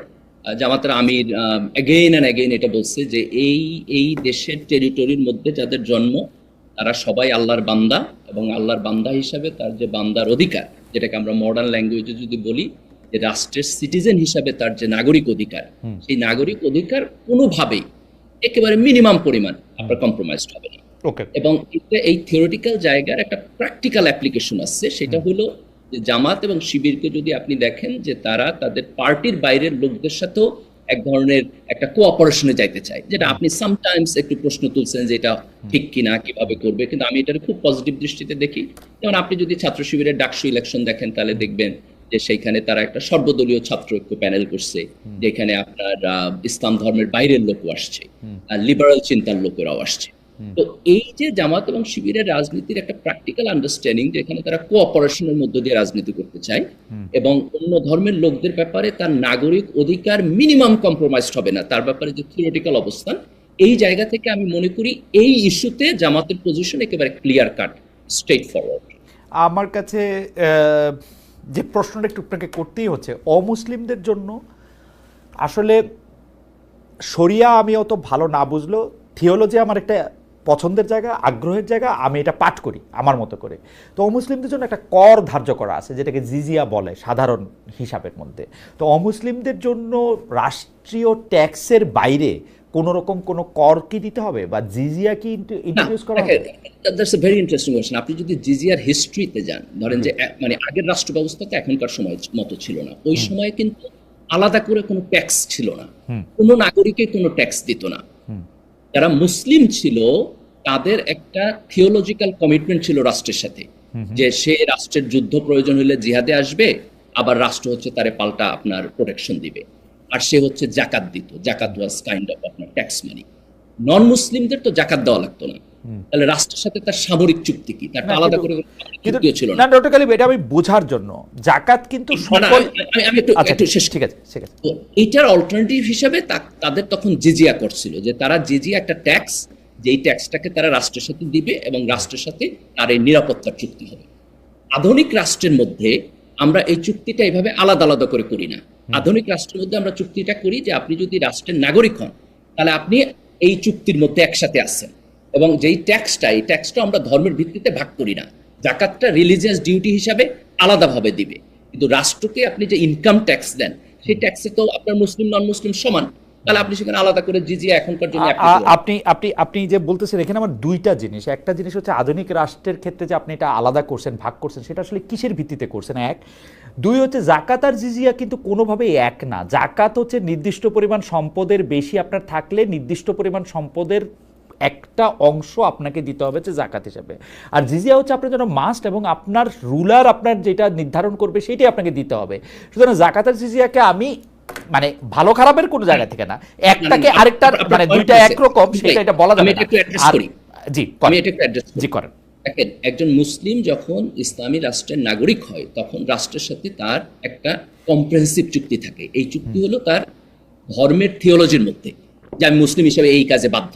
যেমন ধরেন যে সেখানে যদি একটা মানে যুদ্ধ হয় তাহলে মুসলিম হচ্ছে ডিফেন্সিভ জিহাদ হলে সেখানে সে যাইতে বাধ্য, কিন্তু একজন নন মুসলিম কিন্তু এই যুদ্ধে অংশগ্রহণ করতে বাধ্য না। এই কারণে জিজিয়া করের মধ্য দিয়া তার সাথে একটা আলাদা চুক্তি হয়, এবং সে যখন হচ্ছে আপনার মানে নাগরিক হিসেবে অ্যাকসেপ্টেবল, তখন এই চুক্তির টার্মস এবং কন্ডিশনের সাথে তার নাগরিক অধিকার সেখানে ডিফাইন্ড হবে। এখন আধুনিক রাষ্ট্রে এই নাগরিক অধিকারটা কনস্টিটিউশনের মধ্যে অলরেডি ডিফাইন্ড, তার ফলে আপনার এখানে আলাদা করে যাইয়া তার জিজিয়ার মধ্যে দিয়ে এটা ডিফাইন করতে হবে না। মানে ট্যাক্সের ক্ষেত্রে ইসলামী রাষ্ট্র হইলেও ট্যাক্সের ক্ষেত্রে বা জাকাত জিজিয়া আমি যে নামে ডাকি না কেন সেই ক্ষেত্রে মুসলিম ও মুসলিমদের মধ্যে কোনো পার্থক্য থাকবে না, মানে আমি 5 টাকা দিব 10 টাকা দিব এটা থাকবে না, এবং এইটা যে শরিয়া কর্তৃক অনুমোদিত, এটা শরিয়া কর্তৃক অনুমোদিত। এটাকে কোনো শরিয়া বোর্ড মানে আমি বলতে চাইতেছি হচ্ছে যে আপনি জানেন আমাদের দর্শকদের জন্য আমি বলতেছি যে মানে ধরেন স্পেসিফিক্যালি ইউসুফ আল কারদাবির এই ব্যাপারে লেখালেখি আছে। আমার বোধ হয় যে মডার্ন স্কলারদের মধ্যে সবচেয়ে ভালো লেখালেখি করছেন ইউসুফ আল কারদাবি। ওনার লেখালেখি অনেকগুলো বাংলায় অনুবাদ হয়েছে, আপনি যদি ওইটা দেখেন তাহলে আপনি এটা ক্লিয়ারলি পাবেন। আর জামাতের ব্যাপারে যদি প্রশ্ন তুলেন তাহলে আপনি দেখবেন জামাতের লিটারেচার যে সমস্ত নির্বাচনী ম্যানিফেস্টো ওনারা দিচ্ছে, কোথাও কিন্তু ওনারা নন মুসলিমদের জন্য আলাদা কোনো ট্যাক্সেশন পলিসি অথবা জিজিয়ার কথা বলে নেই। ওকে, আমার শেষ প্রশ্ন আপনাকে বলে রাখি, কারণ এই ব্যাপারগুলো একটু এটা করে রাখা উচিত, মানে এই সিরিজের শেষ প্রশ্ন আর কি, যদি আমরা সময় পাই তাহলে আমরা আরেকটু অন্য বিষয়ে কথা বলবো, সেটা হচ্ছে নারী শিক্ষা এবং নারীদের বিভিন্ন পেশায় অংশগ্রহণ করার ক্ষেত্রে কি জামাতে ইসলামীর একটা স্পষ্ট অবস্থান আছে কিনা, বা জামাত ইসলামীর পাশাপাশি অন্য ইসলামী দলগুলো যারা বাংলাদেশে ইসলামী রাষ্ট্র বা ইসলামী আদর্শে বাংলাদেশ রাষ্ট্র করতে চায় তাদের এটা স্পষ্ট অবস্থান আছে কিনা। নারী শিক্ষার মধ্যে সহশিক্ষা, আমি জানি যে আপনি কি কি জিনিস আছে সেগুলো আপনি জানেন ডক্টর গালিব, আমরা আপনার কাছে শুনবো। না ডক্টর গালিব, এটা আমি আপনার কাছে শুনবো, আমি শুধু প্রশ্নটা করে রাখলাম। আমি একটু মনিয়াপার কাছ থেকে আসি। মনিয়াপা, আমি বলতে চাইতেছিলাম যে বিভিন্ন সময় বিভিন্ন কিছু হয়েছে, মগবাজারের মধ্যে একটা পাথর দিয়ে বিএনপিরই 2টা লোক পরস্পরকে খুন করছে, এরকম আমরা পরে শুনছি। সাম্যর খুনের কথা আমি বললাম, ঢাকা বিশ্ববিদ্যালয়ের একজন ছাত্র, তাকে আসলে কি প্রথমে বলা হয়েছে, মানে নানা ধরনের আকতাকু কোথাও বলা হয়েছে। তো কিন্তু বিএনপি কি আসলে এই খুনগুলি এই হত্যাগুলি রাজনৈতিকভাবেই শুধু ব্যবহার করতে চায়, নাকি তারা আসলে এরকম খুন কখনো না হোক, বাংলাদেশে একটা বৈষম্য বিরোধী একটা অবস্থায় একটা সাম্যের দেশই প্রতিষ্ঠিত হোক সেটা চায়? আপনি যদি আমাদেরকে একটু বলেন, আমাদের সময় খুব কম, আমি আপনাকে ইন্টারাপ্ট করতেছি না, আপনি টানা একটু। আচ্ছা, আপনি দেখেন যে সাম্যকে নিয়ে যখন আন্দোলন হলো তখন কিন্তু ঢাকা বিশ্ববিদ্যালয়ের বর্তমান ভিসি সে কিন্তু অনেক দুর্ব্যবহার করলো, এবং একটা পর্যায়ে আন্দোলন কিন্তু শাহবাগে চলছিল। তখনই আজকের যিনি চিফ অ্যাডভাইজার উনি লন্ডনে গেলেন, কথা বললেন, এবং আপনি এই লন্ডনে যাওয়ার আগে আমি যদি বলি যে বিএনপি 3 জন উপদেষ্টা নিয়ে বিরাগ ভাজন হিসেবে তাদেরকে পদ থেকে সরিয়ে দেওয়ার জন্য রিকোয়েস্ট করেছিলেন। সেটা পর্যন্ত শুনে নাই, শুধু শুনে নাই এটা বললে ভুল হবে, যেই দিন যখন বললেন সেই দিনই একজন উপদেষ্টাকে সামনে বসিয়ে তারা মিটিং করে বুঝিয়ে দিলেন খামোশ। পরবর্তীতে লন্ডনেও আমরা দেখলাম প্রেস কনফারেন্সে প্রেস সচিব উপস্থিত থাকার পরেও আমরা কিন্তু অবজেকশন যাকে নিয়ে করা হয়েছিল তাদের একজন প্রেস কনফারেন্স করলেন, এবং এই জিনিসগুলো আমরা বড় স্বার্থের জন্য বিএনপি আপনার যে কথাগুলো আপনাকে বলেছিলাম, যে সরকারকে বলেছিল, সরকার প্রধান থেকে শুরু করে, যে এগুলার বিচার হোক, চাঁদাবাজি হোক, রাহাজানি হোক, দখলবাজি হোক, এগুলার বিচার হোক, বিচার তো করেই নাই, কারোরই বিচার করে নাই, এবং আইন শৃঙ্খলার অবস্থা চরম দুর্গতি সম্পন্ন। সেইখানে বিএনপির বরং কথা কোনোটাই শুনে নেয়। আর সাম্যের ব্যাপারটা যখন লন্ডন নিয়ে কথা হলো, তারপরে আস্তে আস্তে এটা স্তীমিত হলো। কেন? ঢাকা বিশ্ববিদ্যালয়ের ভিসি আমাদের সাথে আন্তরিক ব্যবহার করে নাই, বর্তমান সরকার এই ব্যাপারে একদমই আন্তরিক না। সেই জায়গায় বিএনপি মনে করেছে যে আগামী ৬-৭ মাস পরে যেহেতু নির্বাচন সরকার বলেছে, সরকারের কথা রাখবে। এখন পর্যন্ত সরকার ওইভাবে কথা বলছে, সরকার যদি কথা রাখে, যদি নির্বাচনটা হয়ে যায়, তাহলে যে মানুষটা চলে গেছে তার জন্য একটা সুন্দর বিচার, সেই সুন্দর বিচারটা বিএনপি যদি পাওয়ারে আসে, সেইখানে সঠিকভাবে যাতে হয়। এখন ভিসির বিহেভ বা অন্য কিছু মিলে, সব কিছু মিলে আমরা বুঝেছি যে এই বিচারটা প্রহসনে পরিণত হতে পারে। এবং মব যতগুলো হয়েছে, এটাই শুধু সাময়িক না, আমি আরো 1 মাস আগে পুলিশি রিপোর্ট বলছি, 5558 জন মানুষ খুন হয়েছে 1 বছরে। তো এটা কিন্তু পুলিশের নথি থেকে বলা। তো সেই জায়গায় সমস্ত বিচার করার জন্য কিন্তু একটা টাইম ফ্রেমের দরকার। এই সরকারের কিছু বলে যে আমাদের অভিজ্ঞতা নেই, আমরা ওইভাবে পারি না, আবার ইলেকশন দেওয়ার জন্য তাদের ওই ধরনের মাথা ব্যথা নাই। সেই জায়গায় বিএনপি মনে করেছে, বিএনপি ক্ষমতায় আসলেই এই বিচারটা, যেহেতু হাতে গোনা খুব বেশি দিন না, 4-5 মাস, 4-5 মাসে এটা অবশ্যই আমরা ওইভাবে। আমার সময় থাকলে আমি আপনার মানে সময় থাকলে আমি অন্য বিষয়গুলিতে আসবো। শুধু আমি পরবর্তী প্রশ্নটা করে রাখি আপনাকে। সেই প্রশ্নটা হচ্ছে এরকম যে জুলাই আগস্টের ঘটনা নিয়ে, হত্যাকাণ্ড নিয়ে অনেকগুলি মামলা মোকদ্দমা হয়েছে। সেই মামলা মোকদ্দমার ক্ষেত্রে অনেক অজ্ঞাতনামা মামলা মানুষ আসামি হয়েছে। যেইটার সবচেয়ে বড় শিকার গত 15 বছরে বিএনপি ছিল। বিএনপির স্থানীয় নেতারা সেইটার এখন সবচেয়ে, স্থানীয় নেতা কর্মী এবং আপনাদের মতো কেন্দ্রীয় নেতা কর্মীও নিশ্চয়ই এইটার সুবিধা পাচ্ছেন বা এটা জানছেন যে তারাও এরকম মামলা বাণিজ্য এখন জোরে সোরে করতেছে। আপনি যদি এই মামলা, আমি নাম দিয়ে দিব যদি আমাকে এই সুবিধা না দেন। এই প্রসঙ্গে একটু আপনার কথা শুনবো। মনে হয় আমি আপনার কাছে আসছি। আমি একটু ডক্টর মির্জা গালিব আপনার কাছে আসি। যে আমি জানি যে আপনি জানেন যে আমরা একটু নারী শিক্ষা নিয়ে জামাতে ইসলামের অবস্থান বা ইসলামী দলগুলো যারা বাংলাদেশকে ইসলামী রাষ্ট্র কাঠামো চায় তাদের অবস্থান একটু জানতে চাইছিলাম। সেটা বলার আগে আমাদের দর্শকদের 2-1টা মন্তব্য আপনাকে পড়ে শোনাই, যেই কারণে আমি আসলে এই ব্যাপারগুলিতে আসলেই পরিষ্কার হতে চাই। উনার নাম মাসুম স্টক, উনার নিশ্চয়ই মানে অন্য নাম আছে, উনি মাসুম স্টক। উনি বলছেন জিজিয়া কর নিয়ে খালেদ মহিউদ্দিন এর আগেও অনেককেই প্রশ্ন করেছেন, উত্তর পাওয়ার পরে উনি আটকানোর জন্য এই বিষয়টি নিয়ে আসলেন। আমি আপনাকে পরিষ্কার করতে চাই, আটকানো না, আমি এটা পরিষ্কার অবস্থান জানতে চাই। জামাতে ইসলামী যদি ভবিষ্যতে কোনোদিন ক্ষমতায় আসতে পারে বা ইসলামী দলগুলি ক্ষমতায় আসতে পারে, এটা ধরে নিয়েই আমাকে আসলে প্রশ্ন করতে হয়, আটকানোর জন্য না। আমার একটা স্পষ্ট অবস্থান আমি চাই যে এটার মধ্যে স্পষ্ট অবস্থানটা কি। আমি একটা মিনিট বলি খালেদ ভাই, আমি এই প্রশ্নকে অ্যাপ্রিশিয়েট করি। আমি মনে করি ইসলামী, আমার কাছে মনে হয় যে জামাতের অন্যান্য নেতৃবৃন্দ আমার এই প্রশ্নকে অ্যাপ্রিশিয়েট করেছেন। কিন্তু আপনি খেয়াল করেন, মোহাম্মদ মিজান উনি আরেকজন দর্শক, উনি বলছেন খালেদ ভাই শরিয়া নিয়ে আপনার ইনিয়ে বিনিয়ে কথা আমার ভালো লাগে না। সো আমি এই প্রসঙ্গগুলি কেন আমি পরিষ্কার হইতে চাইতেছি, কারণ আমার মতো নিশ্চয়ই আরো অনেকেই আছেন যারা শরিয়া নিয়ে ইনিয়ে বিনিয়ে অনেক কিছুই জানতে চান, কারণ আমাদের জানতে চাওয়ার অধিকার আছে। আমি একইভাবে বিএনপির রাজনৈতিক অবস্থানও জানতে চাই, গণতন্ত্রের ব্যাপারটাও জানতে চাই, আওয়ামী লীগ আমলেও আমি আওয়ামী লীগের ব্যাপারটাও জানতে চাওয়াই আমার হচ্ছে কাজের মধ্যে পড়ে। তো নারী শিক্ষাটা আসলে কিভাবে হবে? কেউ এক্সট্রিম জায়গা থেকে এটা বলেন যে নারীদের জন্য আলাদা শিক্ষা প্রতিষ্ঠান করতে হবে, নারীরা একসাথে শিক্ষাই নিতে পারবে না।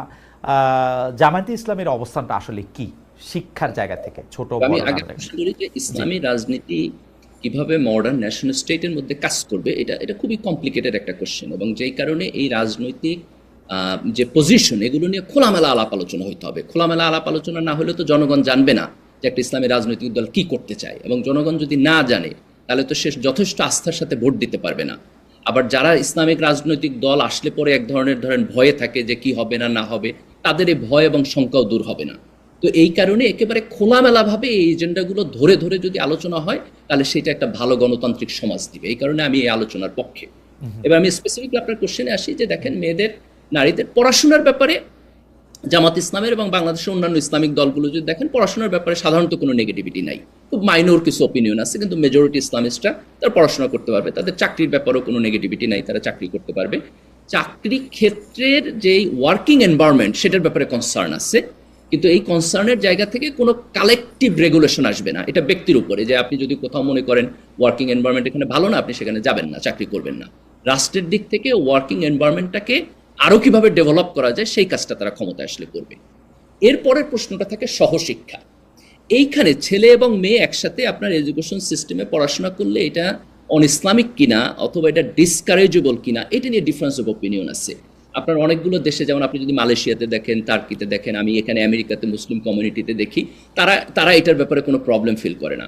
কিন্তু বাংলাদেশের আলেম ওলামাদের আপনার মেজরিটির একটা আন্ডারস্ট্যান্ডিং হলো সহশিক্ষা এটা করা ঠিক না, এটা না হইলে ভালো। জামাত শিবিরের মধ্যে আমি যখন বেড়ে উঠছি শিবিরের মধ্যে, সেখানেও সহশিক্ষাকে আপনার নেগেটিভলি দেখা হইতো, যে এটাকে ডিসকারেজ করা হইতো। তো সেই জায়গা থেকে এখন জামাতের এখানে পজিশন কি, মোরাল পজিশন বা ইসলামিক পজিশন কি, এটা আমি বলতে পারবো না, এটা খুব এলাবোরেটলি আলাপ আলোচনা হয়েছে কিনা, এটা এক ধরনের হয়তো কনফিউশনের মধ্যে আছে। কিন্তু আমি যদি জামাতের রাজনৈতিক এজেন্ডা দেখি, তারা কোথাও মানে ক্ষমতায় আসলেই এটাকে লিমিট করবে এটা বলে নাই। ডক্টর গালিব, এই যে ডিফারেন্সেস অফ ওপিনিয়ন আছে, আল আজহার বিশ্ববিদ্যালয়ে সহশিক্ষা আছে কি নাই, মদিনা বিশ্ববিদ্যালয়ে সহশিক্ষা আছে কি নাই, বা ইসলামিক এনলাইটেনমেন্ট যেসব জায়গায় হয়েছে সেসব জায়গায় সহশিক্ষা আছে কি নাই, সেটা নিয়ে আপনি আসলে 100 রকমের ডিফারেন্স অফ ওপিনিয়ন আছে, সেটা আমরা জানি। আমার প্রশ্নটা তোলার প্রেমিসটা হইল, জামায়াতে ইসলামী বা অন্য ইসলামিক দলগুলো এইটা পরিষ্কার কেন করে না? এইটার মধ্যে আমি কায়েমি স্বার্থ দেখি যে যদি কোনোভাবে ক্ষমতায় আসতে পারি, আমার মনে যা আছে তা আমি করব, অথবা কায়েমি স্বার্থটা আমি দেখি না কি হয়, কোন দিকে বাতাস যায় সেদিকে আমি এটা করি। একটা আদর্শবাদী দাবি করা রাজনৈতিক দলের অবস্থান এরকম হইতে পারে না, এইটা আমার কাছে একটা ঝামেলার জায়গা মনে হয়। এটাকে ডিফারেন্টলি দেখি, যেমন কোনো একটা জিনিস, মানে আমি আমার জায়গা থেকে বলি, আপনার সাথে হয়তো ডিফারেন্ট হবে, আপনি তখন দেখতে পারেন। আমি এটাকে যেভাবে দেখি, যে যেইটা ইসলামে আনকন্ডিশনালি হারাম, যে ধরেন যে কোনো ডিফারেন্স অফ ওপিনিয়ন নাই, সবাই বলছে এটা হারাম, সেটার ক্ষেত্রে আপনি দেখবেন খুব স্ট্রেট ফরওয়ার্ড পজিশন নিতেছে, এটা হারাম, এটা আমরা করবো না, এটা বাদ দিয়ে দিব। যেইটা ধরেন আপনি 90% লোক অ্যাকসেপ্ট করছে এটা হালাল, সেটার ব্যাপারে আপনার খুব স্ট্রেট ফরওয়ার্ড পজিশন নিচ্ছে, আমরা এটা করব। যেটা মাঝখানে ডিবেটেবল, সেই জায়গাতে তারা কনফিউশনে ভুগে, যে যেহেতু এটার পক্ষেও কিছু লোক আছে, বিপক্ষেও কিছু লোক আছে থিওলজিক্যালি, তো এটাকে আমি যদি এখন অ্যাড্রেস করি, তাহলে অ্যাড্রেস করলে বলে এটা নিয়ে হয়তো আবার একটা ইন্টারনাল সমালোচনা হবে। তো এইটার কারণে হয়তো তারা অ্যাড্রেস করে নাই, এটা এক। আর একটা হলো রাজনীতিতে তারা হয়তো এই পজিশনও এখন পর্যন্ত যায় নাই যে এটা ওপেনলি অ্যাড্রেস করতে হবে। আমার বোধ হয় যে আগস্টের পরে দিস দ্য ফার্স্ট টাইম জামাত অনেক বেশি লাইমলাইটে আসছে, এখন থেকে এটা অ্যাড্রেস করতেই হবে। তো এটা আপনি যেভাবে সুবিধাবাদীর জায়গা থেকে দেখেন, আমি এভাবে দেখি না, আমি এটাকে একটা প্র্যাকটিক্যাল প্রবলেম হিসাবে দেখি। এবং আমি মনে করি যে একটা ইসলামিক রাজনৈতিক দল যখন সমাজে অ্যাডভান্স হবে, তখন এই ইস্যুগুলোকে স্ট্রেট ফরওয়ার্ডলি অ্যাড্রেস করা বাদে সে অ্যাডভান্স হতে পারবে না। আমার কাছে থেকে দেখে এটা মনে হয়েছে। ডক্টর গালিব, আমাদের একটা প্রশ্ন আছে দর্শকের প্রশ্ন থেকে নেওয়া, কিন্তু আপনি এটা 1 মিনিটে যদি প্রশ্নের উত্তর দেন তাহলে আমাদের জন্য ভালো হয়। ওনার নাম ওয়াস, মানে WASEIK, আমি ওনার নাম ওয়াসিক হতে পারে, কিন্তু দুই শব্দ। উনি বলছেন, অনেকগুলি মেসেজ পাঠাচ্ছেন যে আফগানিস্তান কি খারাপ অবস্থায় আছে? ওখানে তো শরিয়া আইন আছে, তো এই আইন নিয়ে এত সমস্যা কথায় যদি বলতেন। ইসলামিক নিয়ম তো সবসময় আপডেট নিয়ম, তাই এই অনুযায়ী কেউ যদি চালু করে তাহলে সমস্যা কি? এইটা নিয়ে আসলে আপনি একটা মন্তব্য করবেন কিনা? আফগানিস্তান এখন খারাপ অবস্থা আছে কিনা? আমরা জানি যে অর্থনৈতিক অবস্থা আসলে আফগানিস্তান অনেকভাবে ভালো আছে কি খারাপ আছে সেটা নিয়ে অনেক রকম ডিবেট করা যায়, কিন্তু আফগানিস্তান ভালো নাই, আসলে আফগানিস্তান অর্থনৈতিকভাবে খারাপ অবস্থায় আছে। এখন এটা ডক্টর গালিব যদি একটু বলেন। জি, তাদের পারফরমেন্স যদি আমরা এভালুয়েট করতে চাই, তাহলে আমাদের আরো সময় লাগবে। একটা যুদ্ধ বিধ্বস্ত দেশে তারা মাত্র আসছে, তো আমার বোধ হয় যে আরো কিছু বছর গেলে পরে আমরা তাদের মডেলকে অ্যানালাইসিস করতে পারবো। এখন আমাদের হাতে এনাফ ডাটা নাই তাদের ব্যাপারে কনক্লুসিভ কমেন্ট করার। এবং বাংলাদেশ আফগানিস্তানের মতো দেশ চান কিনা সেই প্রশ্ন আমি চরমনায়ের পীর সাহেবকে করছিলাম। এই তুলনাটাই, এই যে ধরেন আফগানিস্তানের মতো দেশ হিসেবে ব্র্যাকেটেড করা, ইরানের মতো না, শুধু আফগানিস্তানের মতো না, আমি ইরানের মতো, মালয়েশিয়ার মতো না, এইটা আমার কথা কারো মতো না। আমাদেরকে যেটা করতে হবে, যে একটা ইসলামিক রাজনৈতিক দল যখন রাজনীতি করতে আসবে, তার ভিশনটা কি আমার দেশের জন্য এবং স্পেসিফিক জায়গায় কি, এইটা আমি মানে এইটা কেস বাই কেস। আপনি যেভাবে আমাকে প্রশ্ন করতেছেন, এই প্রশ্নগুলো আপনার জামাতের নেতাদের করতে হবে। জামাতের তার আভ্যন্তরীণ প্রোগ্রামে আলোচনা করে একটা স্ট্যান্ড নিতে হইব এবং এটা জনগণকে বলতে হবে। আমি মনে করি এইভাবেই ইসলামিক রাজনীতিটা একটা মানে গণতান্ত্রিক স্পেসে পারস্পরিক আস্থার জায়গায় গিয়ে দাঁড়াবে। আপনি মানে মনিয়াপার কাছে আসি। মনিয়াপা প্রশ্নটা করে গেছিলাম, অনেক দর্শক আসলে নানা রকম মতামত করতেছেন। আমি শুধু একটা মতামত আপনার সামনে একটু তুলে নিয়ে আসি। আপনি বললেন যে ভিসি, ঢাকা বিশ্ববিদ্যালয়ের ভিসি আপনার সাথে খারাপ ব্যবহার করেছেন, আপনি কি একটু ইলাবোরেট করবেন কিনা? আপনার সঙ্গে না, মানে বিএনপির সঙ্গে খারাপ ব্যবহার করেছেন, সেইটা আপনি ইলাবোরেট করবেন কিনা? অনেকেই বলতেছেন যে না, আপনার এই কথা ঠিক না। দেখেন, এটা তো আমার লুকোছাপার কোনো কিছু নাই, এটা ওপেন, তুই তুকারি পর্যন্ত করেছে একটা ভিসি। অতদিনের ওই বিশ্ববিদ্যালয়ে উনি পড়ার নাই, উনি ওই বিশ্ববিদ্যালয়ের ছাত্র ছিলেন না, তো উনি তুই তুকারি যে অনেক দিনের সম্পর্ক থাকলে একটা ঠিক আছে, উনি হঠাৎ করে উত্তেজিত হয়ে তুই তুকারি, যদি আদর করে তুই তুকারি, শাসন করা তারই সাহায্যে সোহাগ করে, যে আদর করে যদি না বলতে পারেন তাহলে তুই তুকারি করতে পারেন না। এই সাম্যকে নিয়ে কিন্তু উনি এই কাজগুলো উনি করেছেন, এবং উনি ওপেন, কোনো আশকারা দেয় না। মিনিমাম একজন খুন হওয়া একজন মানুষ, সেই মানুষের জন্য যখন আন্দোলনের রত ছিল ছাত্রদের সাথে, সেই অবস্থাটা উনি করেন নাই, করলে উনি ভালো করতে পারতেন।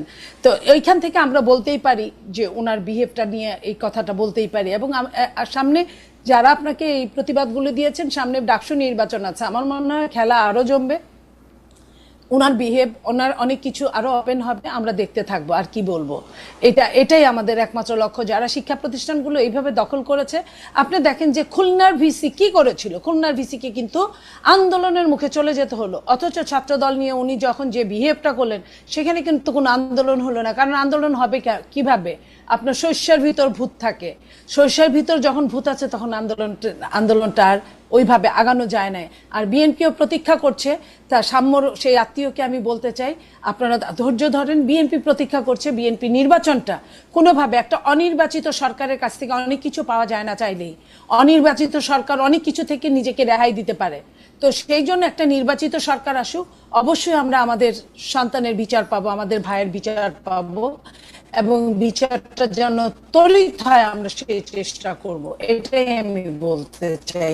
আর আপনি মনে হয় মামলা মোকদ্দমা নিয়ে কথা বলেছিলেন, মামলা মোকদ্দমার যে ব্যবস্থা খালেদ ভাই, সেটা হলো যে হ্যাঁ, এটা সত্যি, মামলা বাণিজ্য আগেও হয়েছে, এখনো হচ্ছে, হয় নাই তা বলবো না। আপনার যেমন ধরেন, আমি আওয়ামী লীগ করতো, আওয়ামী লীগের শাস্তি হোক, আমিও চাই, সে যদি অন্যায় করে থাকে। কিন্তু একটা টেলিভিশনের মালিক, এই যে কয়েকদিন আগে একটা টেলিভিশনের মালিককে দেখলাম, সেইখানে তাকে খুনি হিসেবে দেখানো হয়েছে। টেলিভিশনের মালিক শেখ হাসিনার অনেক তাবেদারি করতে পারে, অনেক নোংরামও করতে পারে, অনেক কিছু করতে পারে, সেই বিষয়ে মামলা হতে পারত। সেটা না হয়ে মাই টিভি সম্ভবত, সেটা না হয়ে সেই তাকে খুনের, উনি খুন করবে, এটা তো আসলে বিশ্বাস না। এই জন্য মামলাগুলোর মেরিটও অনেক সময় দেখা হয় না, মেরিটটা না ছাড়া এই বিচার না। আমার প্রশ্ন ছিল যে এই বাণিজ্যগুলি, অজ্ঞাত নামগুলি ঢুকায় দেওয়াটা, এটা সারা দেশের স্থানীয় পর্যায়ে বিএনপি নেতাকর্মীরা করতেছে কিনা? এটা শুধু বিএনপি করতেছে তা না, যে যেভাবে মামলাগুলো দিয়েছে, আপনারা সবাই এনসিপি জামাতও করতেছে, 1-2% করতেছে, তারা ওইভাবে কাটছে, ঝুঁকাচ্ছে, আবার কাটছে, এবং পুলিশও করতেছে। পুলিশ আগেও মামলা বাণিজ্য সবসময় উৎসাহ দিত, উদ্দীপনা দিত, এখনো পুলিশ কিন্তু এখানে পিছিয়ে নেয়। কারণ মামলা হলেও এটা হলো শাকের করা, দুই দিকেই কাটে। আপনার মামলা যে করতে যাবে তারও সমস্যা, আবার যে মামলা থেকে যখন ছাড়া পাবে সেটাও সমস্যা। সেই জায়গাগুলো থেকে শুধু টাকা টাকা আর টাকা হতে পারে। ওই হিসেবে একজন বিএনপি, আমি আপনার সামনে আছি, আপনি কি আমাকে দেখেন না? আমি যে একজন ভালো থাকার চেষ্টা করি, কতটা ভালো, অবশ্যই আমিও তো বিএনপি, আপনার দিকে তাকাই আমি চাই যে বিএনপি আপনার মতো হোক। খালেদা, আমি 1 মিনিট একটু বলি। জি, দেখেন, একটা পার্টির ভালো হওয়ার জন্য তার দুইটা জিনিস দরকার। একটা হলো বেশি বেশি ভালো মানুষদের এই পার্টিতে উঠায় আনতে হবে, রাইট, এবং আরেকটা হলো যে পার্টির স্ট্রাকচারাল জায়গায় গ্রিপ আর একটু ভালো হইতে হবে, যাতে করে সে কন্ট্রোল করতে পারে। এবং সে বারবার এই কথা না বলতে হয় যে আমরা তো অনেক বড় দল, আমাদের তো আর এক্স্যাক্টলি। তো আমার বোধ হয় যে এই জায়গাটাতে আইনের অনুশাসনটা হাতে নেই, আমি এটা বলছি, ভূমিকার অভাব আছে আর কি, এটা আমার কাছে মনে হয়। যে সরকার কিন্তু এখান থেকে নিজেকে সরিয়ে নিতে পারে না, সরকার এখানে, সরকার দায়ী। সরকার কিন্তু এটা থেকে সরতে পারে না, সরকার কিন্তু আইনের অনুশাসন চালু করেন নাই। রাইট। আমরা আসলে অনুষ্ঠান শেষ করে দিতে হবে। আমরা মানে এক ঘন্টা চেয়ে একটু বেশি কথা বলে ফেলছি। আমি শেষ মন্তব্য একটু ডক্টর গালিবকে পড়ে শোনাতে চাই, আপনি যদি এটা নিয়ে কথা বলেন। সেই একই ব্যক্তি উনি আরেকটি মেসেজ পাঠিয়েছেন যে খেলাফত ছাড়া ইসলামে কোনো অপশন নাই। গালিব সাহেব যতই মডার্ন ইসলামের কথা বলুক না কেন, গণতন্ত্র কখনোই ইসলামের অংশ না। আপনি যদি মন্তব্য করতে চান আপনি একটা মন্তব্য করতে পারেন, তারপর আমরা অনুষ্ঠান শেষ করতেছি। না, বাংলাদেশে ধরেন যারা ইসলামিস্ট, ইসলামী রাজনীতির চিন্তা করে, তাদের মধ্যে একটা গ্রুপ আছে যারা মনে করে যে গণতন্ত্র আনকন্ডিশনালি হারাম এবং গণতান্ত্রিক সিস্টেমের মধ্য দিয়ে যায় ইসলাম প্রতিষ্ঠা হবে না। আবার একইভাবে ইসলামিস্টদের একটা বিশাল গ্রুপ আছে যারা এটার সাথে ডিসএগ্রি করে এবং যারা মনে করে যে গণতন্ত্র হলো একটা প্রসেস মাত্র, এটার স্লাইড কিছুটা মডিফিকেশনের মধ্য দিয়ে এটাকে ইসলামের সাথে অ্যাডজাস্টেবল করা সম্ভব। তা আমি বেসিক্যালি সেকেন্ড গ্রুপকে সাবস্ক্রাইব করি। আমি মনে করি যে আধুনিক রাষ্ট্রের মধ্যে ইসলামী মূল্যবোধের রিফ্লেকশন হওয়া সম্ভব এবং এর মধ্যে দিয়ে একটা ভালো রাষ্ট্র। আমার এটা শেষ প্রশ্ন আছে, প্রথমে মানে মনিয়াপার কাছে, তারপর আপনার কাছে। খুব অল্প সময় ধরে যদি বলেন, কারণ আমরা পারে আসি। মনিয়াপা, এখন বিএনপি যে রাজনীতি করতেছে বা যে রাজনীতিটা মানে আমরা দেখতে পাচ্ছি, সেইটার সাথে আপনি মনে করেন কিনা যে এরকমই হওয়া উচিত, নাকি এটার মধ্যে আসলে ইমপ্রুভমেন্টের জায়গা আছে, পরিবর্তনের জায়গা আছে, এইটার একটু বাকবদলেরও জায়গা আছে? দেখেন, সমস্যায় পড়লে এক ধরনের রাজনীতি, তখন ওই যে বলেন না যে বানের পানি যখন আসে তখন মানুষের সাপ জড়াজড়ি করে থাকে, তারপরে কিন্তু যখন সাধারণ সময় তখন একজন আরেকজনের শত্রু। সেই জন্য এনভায়রনমেন্ট অনুযায়ী দলগুলো তাদের কাজ করে। এখন আমরা সবাই খুব বিপদের মধ্যে আছি। এখন কিন্তু অস্থিতিশীল বাংলাদেশে আমরা বাস করছি। আপনি তো চলে গিয়ে বেঁচে গেছেন, আমরা আছি, আমাদের প্রতিনিয়ত যুদ্ধ করতে হচ্ছে। আমরা আগেও যেমন মনে করেছিলাম আমাদের জীবনের নিরাপত্তা নাই, এখনো কি আমরা মনে করতে পারি আমাদের জীবনের নিরাপত্তা আছে? অবশ্যই নাই।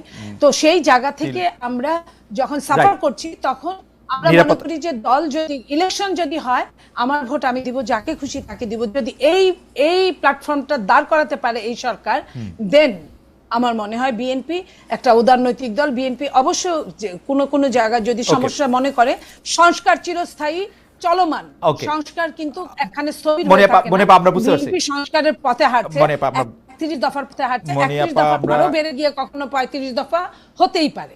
মনিয়াপা, আমরা বুঝতে পারছি। ডক্টর গালিব, আপনি জামাত ইসলামী সহ অন্যান্য ইসলামিক দলগুলি, জামাত ইসলামী নিয়ে যদি আপনার কাছ থেকে আমি জানতে চাই যে বর্তমানে যে রাজনীতিটা জামাত ইসলামী করতেছে সেইটাকে আপনি মনে করেন কিনা যে ঠিক রাজনীতি করতেছে, নাকি এটার একটা বড় কোনো বাকবদল, পরিবর্তন বা সংস্কার আপনি চান জামাত ইসলামীর?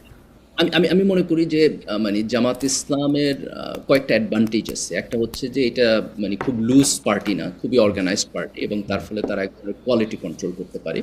এবং তারা অনেস্টি এবং কোয়ালিটির যে কম্বিনেশন এখনকার প্রজন্মের মধ্যে আছে, আমি মনে করি যে এরা কালেকটিভলি এই দেশকে হিউজ কন্ট্রিবিউশন করতে পারে। জামাতের দিক থেকে শুধু একটা পয়েন্ট আমার, সেটা হলো যে পলিটিক্যাল এজেন্ডা বেস তাদের যে পজিশন, সেটাকে একেবারে খোলামেলা ভাবে জনপরিসরে তাদেরকে ব্যাপকভাবে আলোচনা করতে হবে যে দিস ইজ মাই স্ট্যান্ড। আমার মনে হয় যে আমি ডক্টর গালিবের কথার একটু একো করতে চাই যে আমার কাছে মনে হয় যে রাজনীতিটাই করুক না কেন, সেই রাজনীতিটা যদি আমাদের সামনে স্পষ্ট করে, সেটা বিএনপি যদি বিএনপি রাজনীতিটা আমাদের সামনে স্পষ্ট করে, জামায়াত যদি জামাত ইসলামের রাজনীতিটা আমাদের সাথে স্পষ্ট করে, আমরা যারা সাধারণ মানুষ আছি তাদের পক্ষে চয়েসটা করা এটা সুবিধাজনক হয়। মানে চালাকি না করে যদি আমাদের সামনে আসলে ব্যাপারটা তুলে ধরা হয়, সেইটা আমাদের জন্য সুবিধাজনক। মনিয়াপা, আপনাকে অনেক ধন্যবাদ ডক্টর গালিব, আপনাকেও। আপনারা দুজন আমাদের সঙ্গে ছিলেন, অনেক দর্শক আমাদের সঙ্গে ছিলেন, তারা বিভিন্ন বিষয়ে নানা রকম প্রশ্ন করেছেন, আমরা নানা রকম প্রশ্ন করেছি, আপনারা উত্তর দিয়েছেন, সেজন্য আপনাদেরকে অনেক অনেক অনেক অনেক অনেক ধন্যবাদ। দর্শক, আবার দেখা হবে আপনাদের সঙ্গে এই 2 দিনের মধ্যে। Thank you.